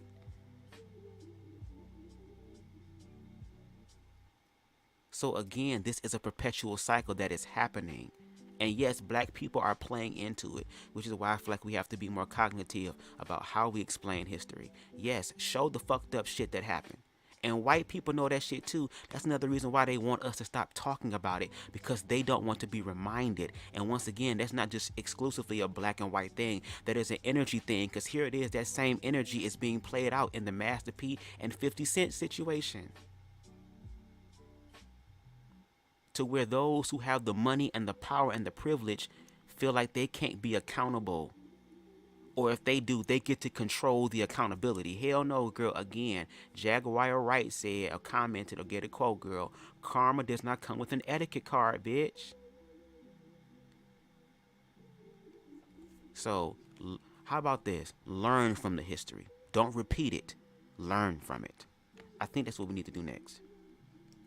Exactly. The world is moving in a circle. Exactly. No, it only causing people not to elevate when they listen to old folk tale. That's why I said learn from it. Don't do the same thing they did. Because that's when tradition happens. Tradition will keep you limited. Oh, my father did this, and my grandfather did this, and my great-grandfather. Okay, bitch. Well, and if you think about it, that's what makes history. And that's why people highlight individuals in history, because they're the ones who decided to go against the grain and make a change.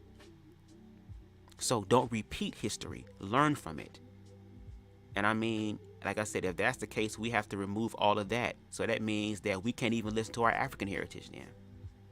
Because that is some past stuff as well. That's could be considered folktale as well. So we should give that up too. But there are some people who, once again, through a higher level of awareness, like you, Rico, you're able to utilize the power, not the struggle, but the power that was in them and bring it to the present moment. So I think, once again, it's the way that we look at it. And yes, introvert gang, especially in today's world. Girl, I'm gonna have to do some shit. Okay? Let me see. Me too. You missed the reward show. You talking about the Big Old News award show? Is that what you talking about, Miss English? Cause I had watched that. I watched that. And then too, girl, when it come down to editing, that'd be my thing. I edits down. Bitch, no shade. I edits down. And I'd be like, girl, I have other shit going on too, to where it'd be hard to edit certain things. But I'm gonna try to make it work. Like I said, Big Old News coming back in January. We gonna pick it up. Especially since I worked on that damn intro and all that shit, bitch. We gonna work that out. You will be on Bigo tomorrow. You gotta let me know where you be at on Bigo, because I do want to get back on Bigo. I feel like if I'm gonna be holding people accountable, girl, I'm gonna have to put myself in those environments for that to happen, girl. I kind of was staying back and shit like that. You know what I'm saying? No shade, because it's like, bitch, I don't want to get on because I know how I read, girl, and I'm gonna read your spirit, girl. I've been taught some serious shit, girl. Bitch, tongue lashing hoe. I be choosing peace, girl, and I be like, bitch, and I'm learning to be a spiritual bitch. Don't play with me. Don't play with me. Don't play with it. Don't play with it. Don't play with it, girl. Bitch. Okay. House of D, what's going on? If you still here, so I believe black people were the original Jews. We are God's people. That's how the world wants to bring us down. But the way God allowed us to survive, we have to be chosen. And I do agree with the aspect of, like I said, surviving. That's one thing that I think is our grace and mercy. We as black people historically have been through so much shit, and we're still here. Like, once again, we survived slavery and escaped it, to where even white people, again, we're talking about energy here. We're talking about spiritual thing that transcends all this other stuff. That's why we have to elevate our minds. There were people during slavery who said, girl, fuck that. I would rather die fighting for my freedom, girl. I would rather die. Because once again, the expression that happened was that they were they were a third of a person. They weren't even a fucking person. They were seen as property, and profitable property at that. But guess what? Harriet Tubman, Nat Turner, all these other slaves. And again, white people put their lives on the line because they understood and had empathy. Civil rights, girl, we survived that, girl. And once again, black people have shown the world how the world has treated them. That be the gag, girl. We take all of these sources of where people can be connected, and the internet, we all connected now. Even back then when television first come out, girl, it was only local shit and shit they showed nationally. Now we can do shit internationally, girl. And they're using that. Showing hoes participating in allowing dogs to bite them, allowing water hoses to be turned on, allowing this, not responding back in anger, not defending themselves, which they should have the fucking right to, because when you're a human being, bitch, and you are an American for real, girl, you understand that you have a right to protect yourself, girl. Self-preservation. Actively put their lives on the line knowing that, and motherfuckers was telling them they was gonna fuck them up, bitch. And now here we are in a system that has become more covert because now people are waking up, and we're living in a time of cancel culture. So a lot of hoes that's doing shit being smart now. Because cancel culture it's a toxic thing, but it has its perks, girl. Because once hoes start saying shit about you, girl, all your shit taken away from you. All your shit. You don't even get a chance to even be proven if you right or wrong, girl. The shit be taken down. So a lot of hoes cleaning up shit. And we can't control the internet. Information gets out like that. Whether it's false information, whether it's true information. It's for us to put the pieces together to figure this shit out. But we have survived. And even in the midst of what's happening now, when I say racism is covert, it don't have to be in your face, girl. It's in laws now, girl. I can write it into law, girl. I ain't got to tell you shit, bitch. The law says it, girl. Just like people use the Bible. Oh, girl, that's not me having my own prejudices against you. That's what the Bible says. Okay, girl, we gonna play this motherfucking game, girl. The Bible also talks about your ass being fat as hell and being gluttonous. And, bitch, that's one of the 7 deadly sins, ho. So, what's up? Then it's a problem. Or when people who have been oppressed start speaking out about their oppression and starting to actually be the change that they wish to seek, why is it always done? Because historically speaking, let's talk about it. That's why people don't want to talk about history.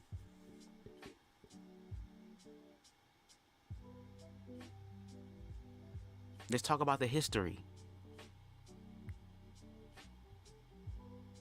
During the 60s and 70s, again, a time of black liberation. I mean, we are talking about black shit. Girl, because this is happening in black households. So again, black accountability, but also black inspiration too. I don't just tear down, girl. If I tear down the false shit to build up the new shit.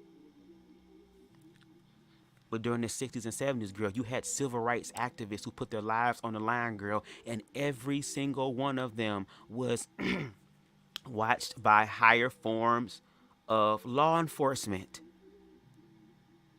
And a lot of them died. I was looking up yesterday. I didn't know that goddamn both Malcolm X and motherfucking Martin Luther King was murdered at 39. I'm 31. I had said to myself, and I shouldn't have said it, girl, but I was like, fuck it. I'm like, girl, what if I only got 8 years to live, girl, and they get me at 39? I'm screaming. But they're, again, factually speaking, so obviously there's something systematic here. That's the thing. Black people did there are a lot. I ain't gonna hold you. Again, we're dealing with, when you have dealt with so much emotion, and like what Houses D is saying, like, yes, God's chosen people, and even though I don't believe in elitism or supremacy, but I mean, I think we've in a sense chosen ourselves in God and honored the God in us to help us survive, to keep that light alive. But I think we're at a very scary place now, because I think for the first time in American history, black people are attacking other black people.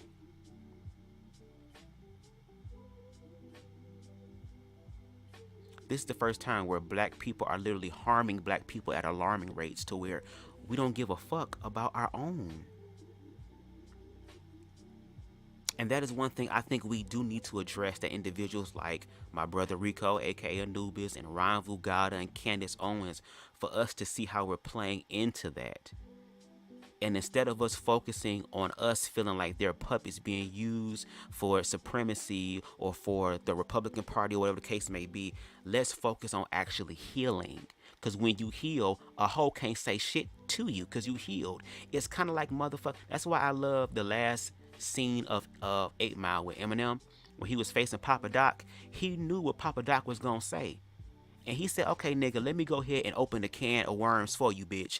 Let me go ahead and talk about all my shit. Let me tell some shit that your ass probably don't even know. Let me just go ahead and fully express myself and make fun of myself. But, bitch, I'm not the only hoe that needs to do that. So now that I done exposed myself and healed, girl, and I done removed this speck of dust out of my eye, girl, now let's talk about your bullshit, bitch. Now let me read your motherfucking ass about all the fuck shit your ass doing, bitch, and read him down to where all this nigga could do was look around and say, yo. But that's the thing. Black people have always loved blackness. That's why we need to also remember our history. But that aspect, I think, don't continue to focus on the horrible shit that has been done to us, because that is still happening. It's nothing new in the African American experience at large. And I want black people to understand that there are other people who are biracial, who are trying to access that level of blackness, who don't understand that. Who is trying to get us to understand that there is a healthier version of blackness, because for them, in their own individual life, they may have not experienced racism, and they may have experienced or have experienced some sort of oppression from us as black people, which means we have to do our own accountability and our own part. And a lot of us as black people, because we've seen everybody else get blessed, because we've seen everybody else rise, and every time we roll somewhere, we was factually knocked down, we have to look at the research. The history. We have been knocked down. We have to acknowledge the bad shit, but not just the bad shit. Focus on the power of change, because there was always people who made changes. And for us, if we're going to do the history and the research and all that, we need to go ahead and educate them on the proper history. Not just Martin Luther King and Malcolm X and all that shit, but let's get some Bayard Rustin in there. A LGBT individual girl that helped strategize the March on Washington for Martin Luther King to give the I Have a Dream speech that a lot of white people so conveniently use when they talk about racism ending.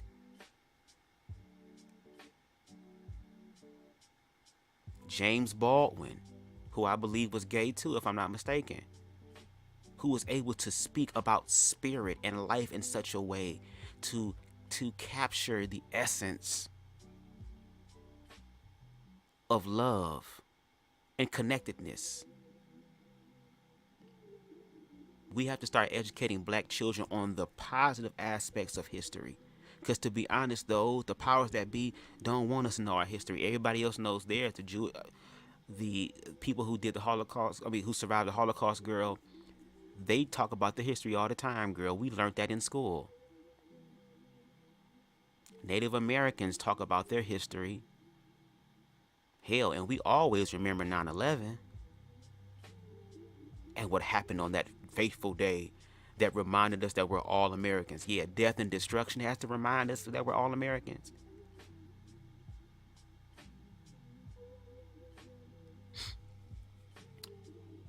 It's a lot, y'all. Like I said, but that's why I say for blackness, and that's why I am grateful to have conversations with people like Anubis, to have a conversation with people like Ron Vugada, and maybe one day have the privilege to have a conversation with Candace Owens, like people who have a different experience of blackness, who can help us see some things because they're not in it.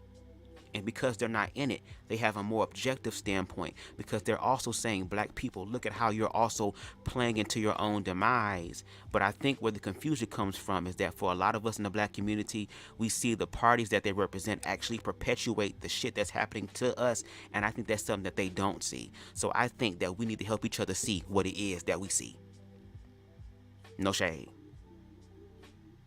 Because if, no tea, no shade, I'm just going to say this and we're going to move forward. If the Republican Party and all this stuff was doing all this stuff that they were doing for blackness in the way that other people are saying that they're doing it for blackness, trust me, niggas would be over there.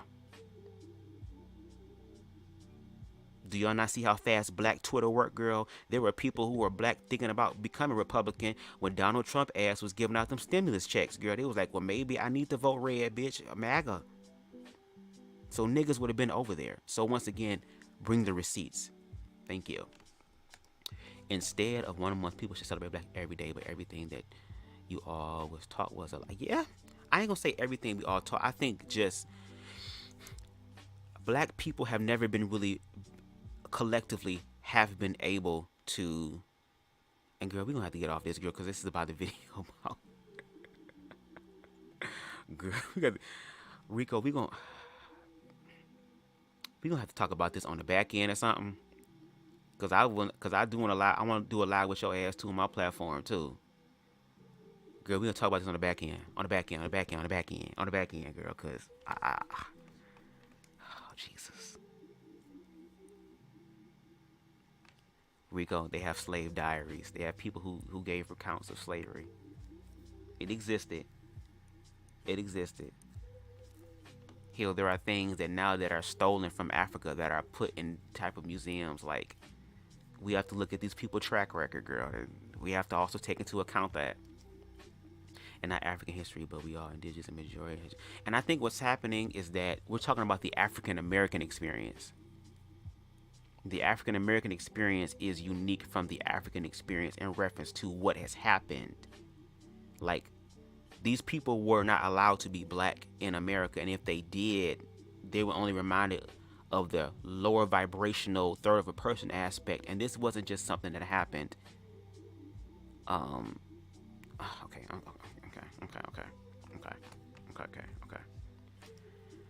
When it comes to the Bible, just want to mention things in the Old Testament. They forget that there was the New Testament, and 90% of it about love. Yeah, because love came through to be the balance. So hopefully, going back to the video, y'all. I kind of got off track. Excuse me, but going back to the video, yeah. Hopefully, Master P and Romeo is able to come together in love and really challenge each other in love. Because love also means challenging, but in a loving way. Like when the guilt and the shame comes up, to be able to love them through that guilt and shame, and not see them as that person, but see them as the God within, and that they're just in the process of getting to that God within. So with that being said, shout out to that. Now I want to show this last part of our segment tonight. I was not expecting this shit to be over 3 hours. I thought it was gonna be at least 2. Girl, this one you know you're doing some shit, girl. Okay, girl. Can I do this? Yes. Okay. So now what we're going to do is we're going to speak from a younger person's perspective, because with both 50 Cent and both so I think this video by Chyna Fox, which once again I love Chyna Fox. She is an individual who speaks about racism in America, and she is a very fair-skinned woman to where, you know, she is able to pass and she still sees racism. So it's kind of interesting that there are other people who may not be considered black and may be able to have the illusion of past, and who can still be open-minded enough to see what's really going on, or at least the systems that play for this shit to go on, so we can keep attacking each other. Who speaks more about what happens behind closed doors. Like, once again, with both 50 Cent and Master P, it was this illusion of money. Okay, I'm a millionaire, I got all this money, you know, I put a roof over your head, all just the things that we say in the black community, as if though that is just the end all be all of being a parent. Like, no, nigga, it's so much more than that.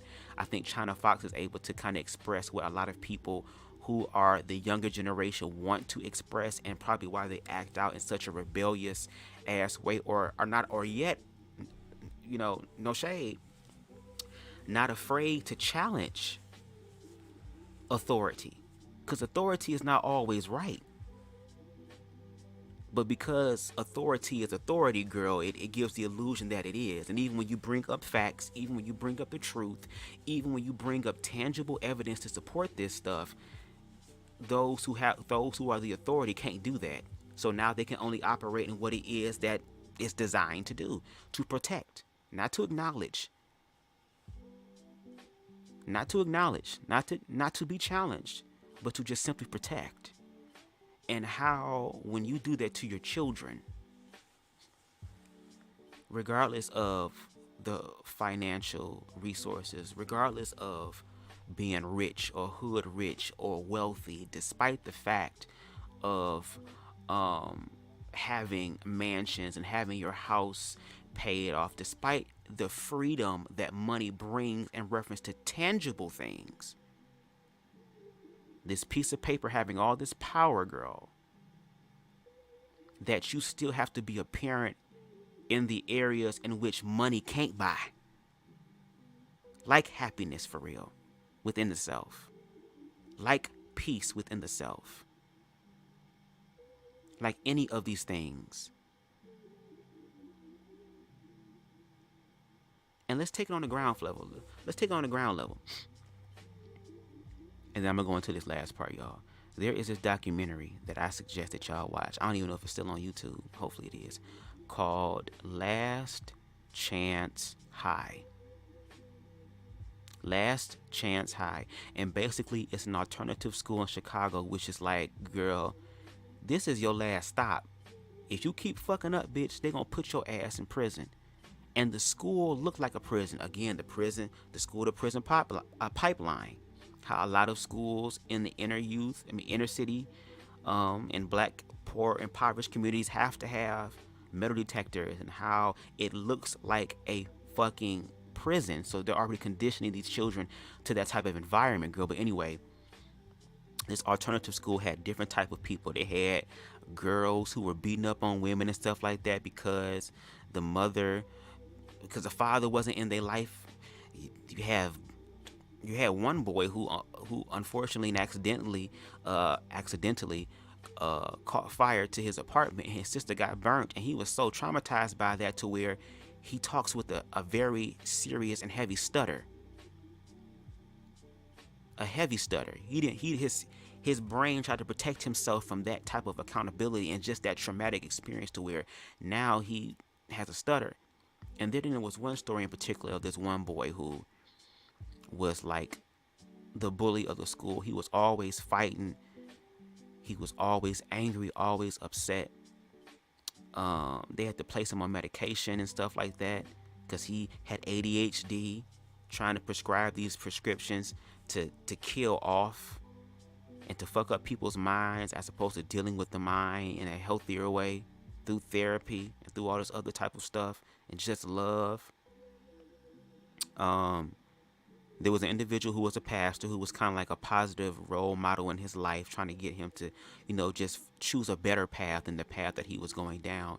And he said all he wanted to do was for his father, who was in prison for life, to come home and for his family to be a family. That's all the hell he want. He had the honor and the privilege to be able to go see his father in prison because the pastor was able to work and pull a few strings.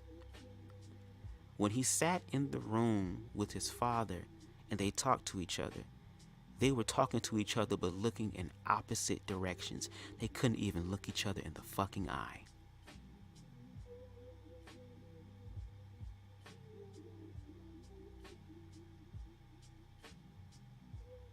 And that's why I feel, for me, making the connection again, looking at history, it goes back to slavery, because black men didn't have the privilege and the opportunity to be emotional.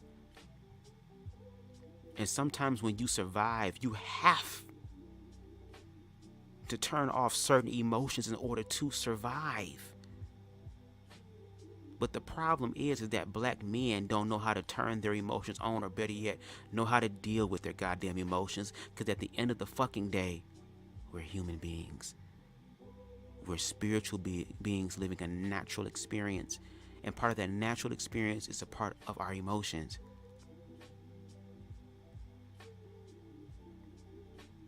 And I think now this new generation is being emotional. They're crying out. They be crying out in their music and shit. They be wanting their daddies in their damn life. They be wanting their mamas to love them. They be wanting to have somebody support them and see the best in them. but then we do some Angelica Pickles type bullshit, girl, and just get bought all type of dolls and shit and all type of money type of shit to compensate for the lack of the time that you can't get back, instead of using that precious thing. But anyway, let's get to Sister Chyna Fox. Again, the link for all of the clips that I use or content in this video is in the comment section below. I mean, the description box below. What did Chyna Fox say? Say it, Queen. Here are my thoughts real quick. My makeup is smeared. It is December, wedged in between November and January. So I'm having a very bad end of the year, as I always do around this time. If you know me, you know why. But I wanted to comment real quick on this whole Master P and Lil Romeo or Romeo situation. And coincidentally, the Jermaine Dupri and Lil Bow Wow situation, or Shad Moss. And it's all of these children that grew up in the limelight that were babies. I mean, before they could know who they were already performing and, you know what I'm saying, singing grown-up songs and going to grown-up places. And I know because, I mean, I think my first song I recorded in a strip club with my dad.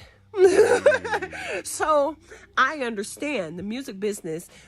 You know what I'm saying? That's why the parent, the guardian, it's required for you to protect that child.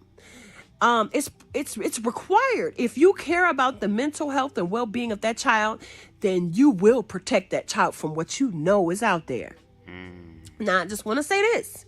A lot of people have this mentality of, oh, these are your parents. And this is across the board, whether you have money or not. Exactly. A lot of our people have this mentality that, oh, that's your mama, your daddy. They did that for you so you could be here. And it's not their fault that you messed up that opportunity. Oh, look at this spoiled child. He's just so spoiled. You grew up with a silver spoon in your mouth.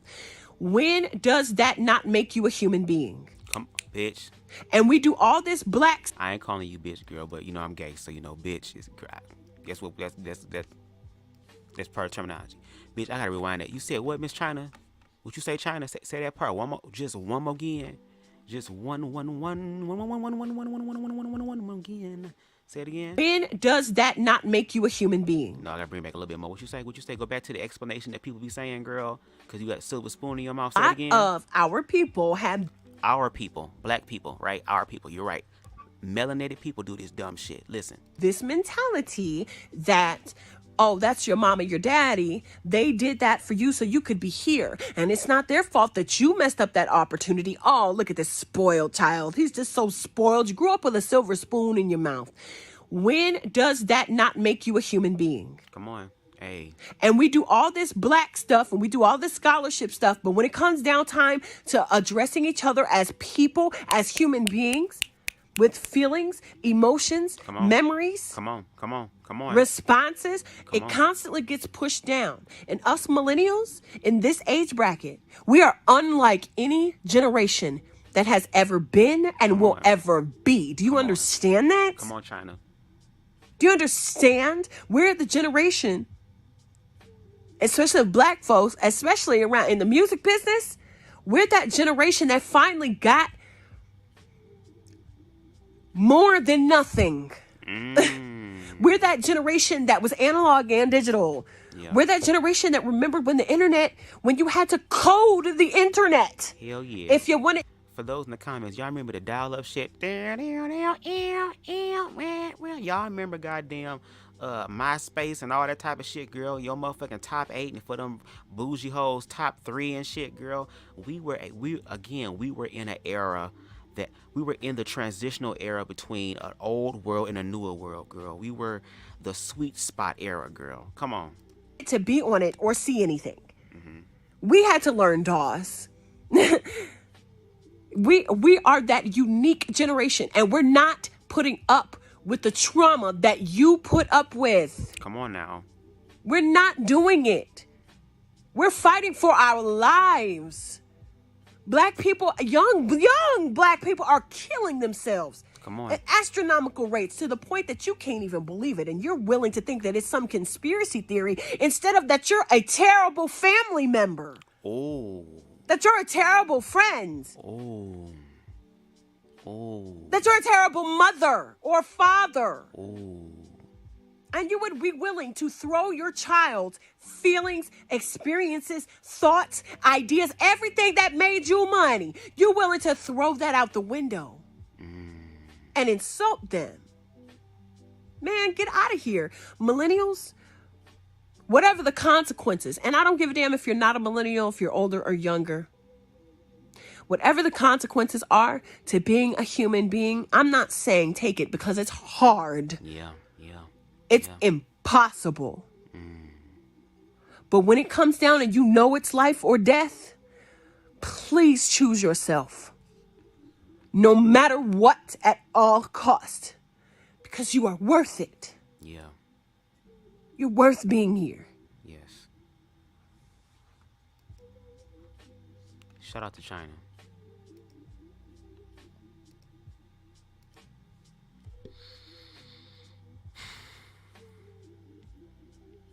There is an inner turmoil that black people are going through.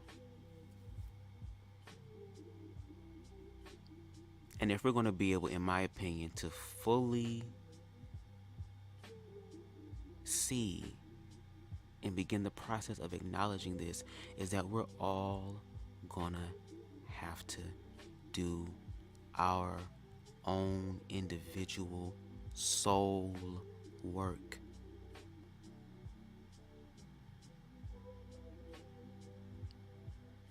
We have to be willing to put in the fucking work when it comes to us. And here is the thing, there is parts of blackness. Again, history is important. I don't care what nobody say. It's about how you translate and interpret history that makes the difference. I feel like now we're getting to a point in time where consciousness, and this is what the gag is, like when the Bible talks about revelations and why it's so scary, I think it's because, in my opinion, and I could be wrong again, I'm just speaking out information, girl. You take whatever you want, but there are things about ourselves that we don't like that is a revelation, and we have to start, and it's in our face, and there's nothing we can do to escape it. I think that's why Revelations is so terrifying, girl, and so hellish.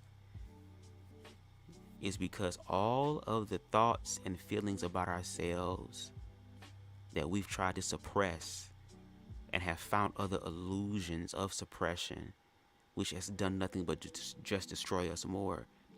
We're getting to a point spiritually to where the veil that we've placed over our eyes to prevent us or to obscure our view of the truth is being removed. And not only that, bitch, it's on some goddamn Clockwork Orange type shit, girl. Your ass is strapped the fuck down on some Callisto Project, on some Dead Space shit, girl. Your ass is sat the fuck down, girl. Strapped to the chair, girl, and your eyes is forced open, and now you got to look at it.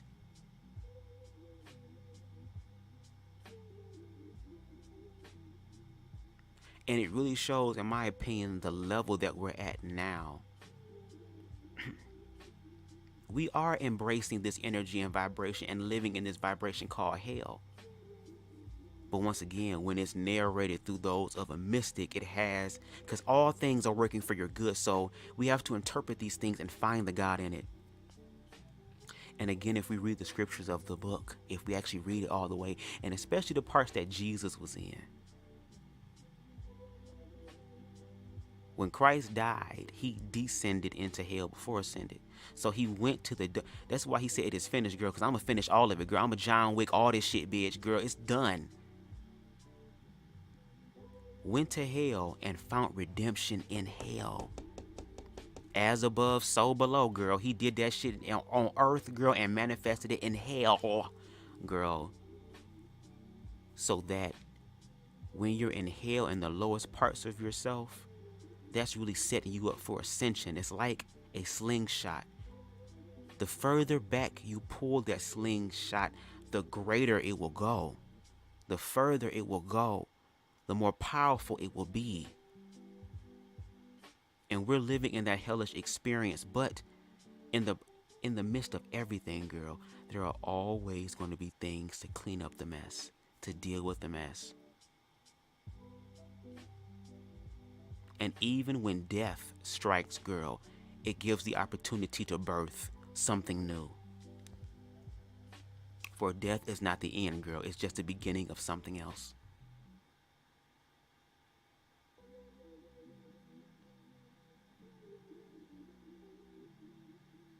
Black people, we have work to do, but now we need to focus that work inward. The powers that be that oppress, girl, trust me, karma coming for their ass too, girl. And they gonna have to atone, but guess what? So are we. It ain't just them, it's coming for everybody. This is a human being thing. This is a humanity thing, and we're all humans. That is the one label that we are all under, despite all this other divisional bullshit. Despite being Republican, fucking Democrat, goddamn black, white, gay, straight, trans, American, it don't fucking matter. We all breathe in the same goddamn air. We all bleed the same color motherfucking blood, bitch, and we all gonna face death, ho, which means that we are all in this shit together. No High School Musical.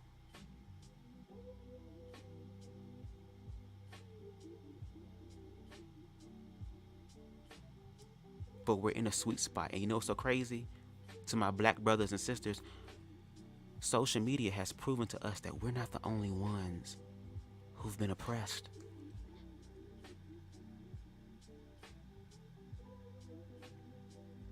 Imagine what would happen if the black community and the LGBT community was to find a way to work out their differences and focus on their strengths, on what they're, because if they realize they both fucking discriminated against and oppressed, okay, bitch, we both oppressed people, girl. I'm just oppressed because of the color of my skin. You oppressed because of your sexuality or gender expression, girl. At the end of the day, ho, we all oppressed. So what the fuck do we do now? And build real community. The human community. And for hoes who can't get past that, Spirit gonna help you get past that, whether you like it or not, girl. We've been dealing with this Angelica Pickles bullshit, but we all knew Angelica ass knew not to try one bitch, girl, and that was Susie Carmichael. Susie Carmichael, bitch, would get ready to motherfucking Ong Bok Chinese slap this bitch in the face, girl. Smack you so hard that Cynthia ass is now bald, Angelica. Not with just a few strands of hair. But black people, we got our work cut out for us. But let's do it for us. Let's do it for the culture, for real. And for the people outside who don't understand what's going on in African American experience, let me tell it to you like this. All black people want to do is to develop their own independence and their own viewpoint of blackness without white people being in the way of what that looks like.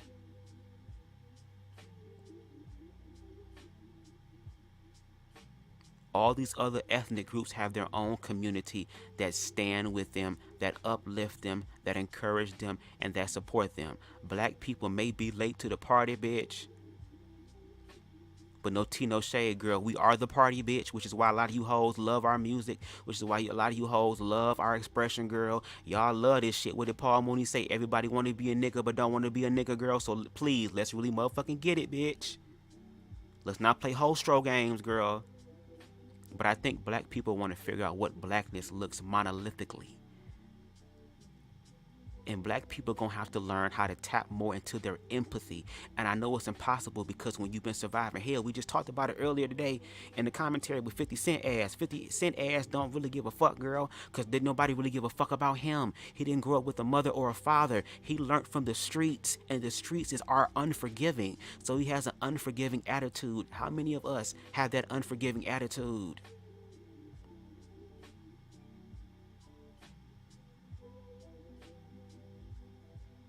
And for these hard motherfuckers who feel like can't nothing hurt their feelings, girl, bitch, keep living.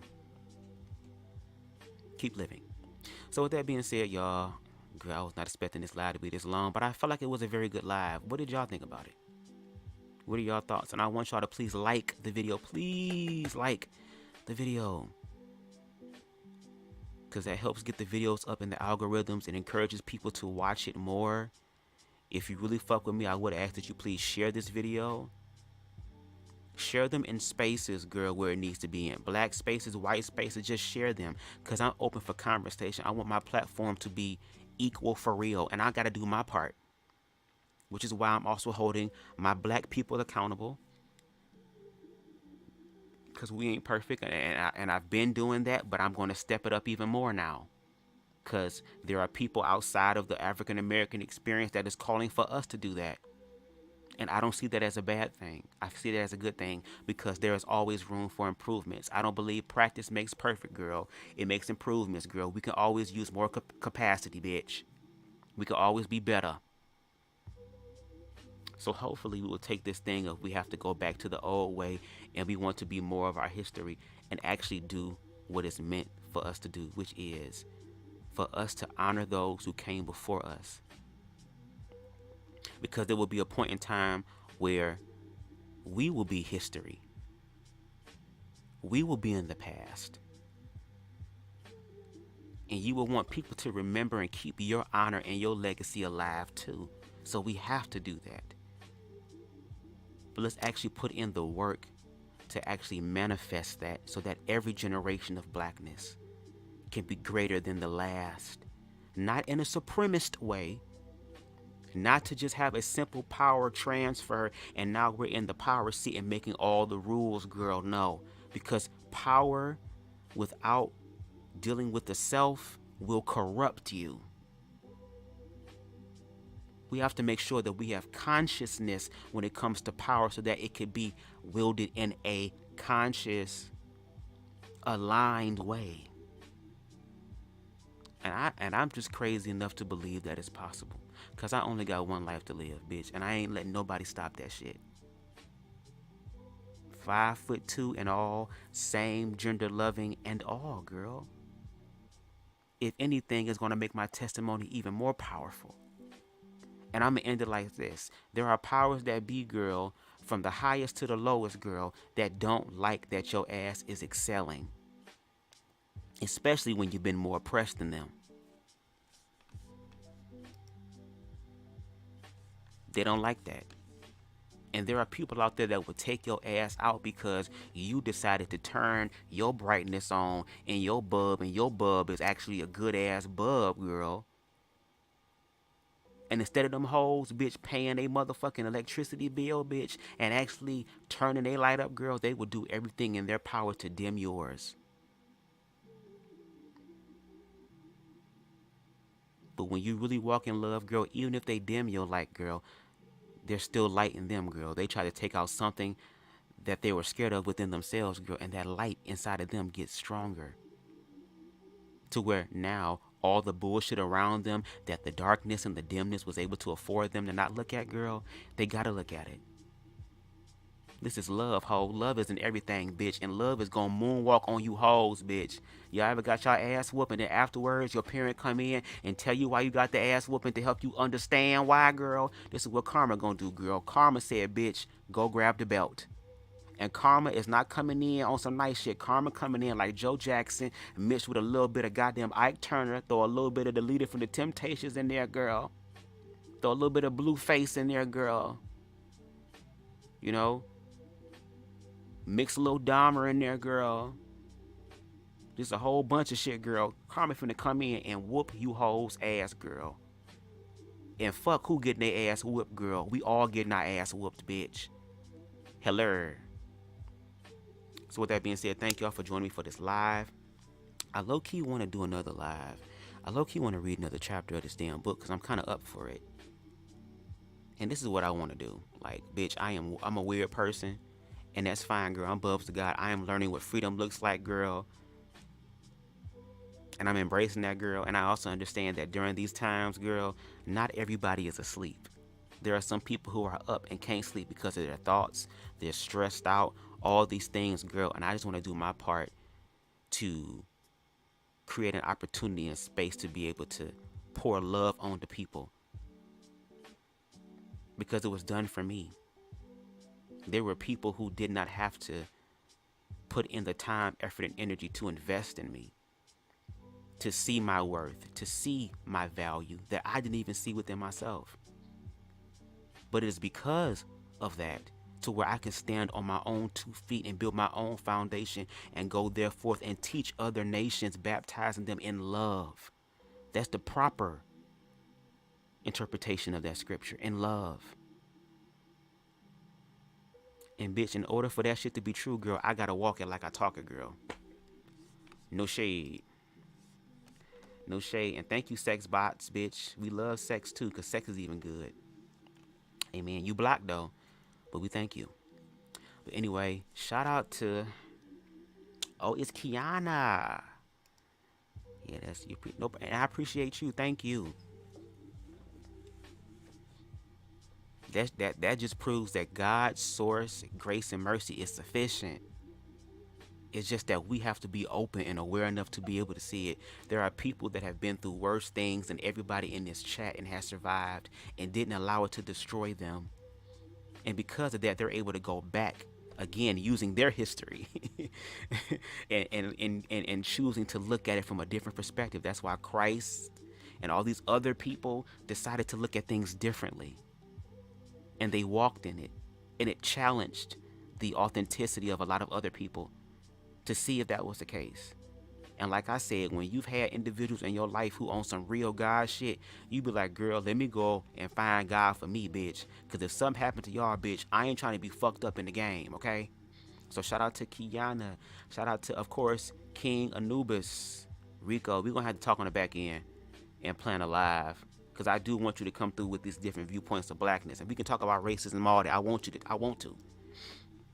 Shout out to House of D. Hopefully get to see you again. I like your comments. Shout out to Miss English. Miss English is amazing. Also Miss Donna B. Shout out to Miss Donna B. Appreciate you always coming in. Who else? Is that it? Is that it for tonight's live, y'all? Let me see. I'm just scrolling up to see. I think that was and Spicy. Yeah, shout out to Spicy. Yeah, so shout out to y'all. Shout out to those who were in the bushes. Shout out to everybody who came peeking in, you know. And shout out to the replay gang. And I hope that you guys enjoy the rest of y'all Wednesday morning. And I will see y'all again soon. Peace.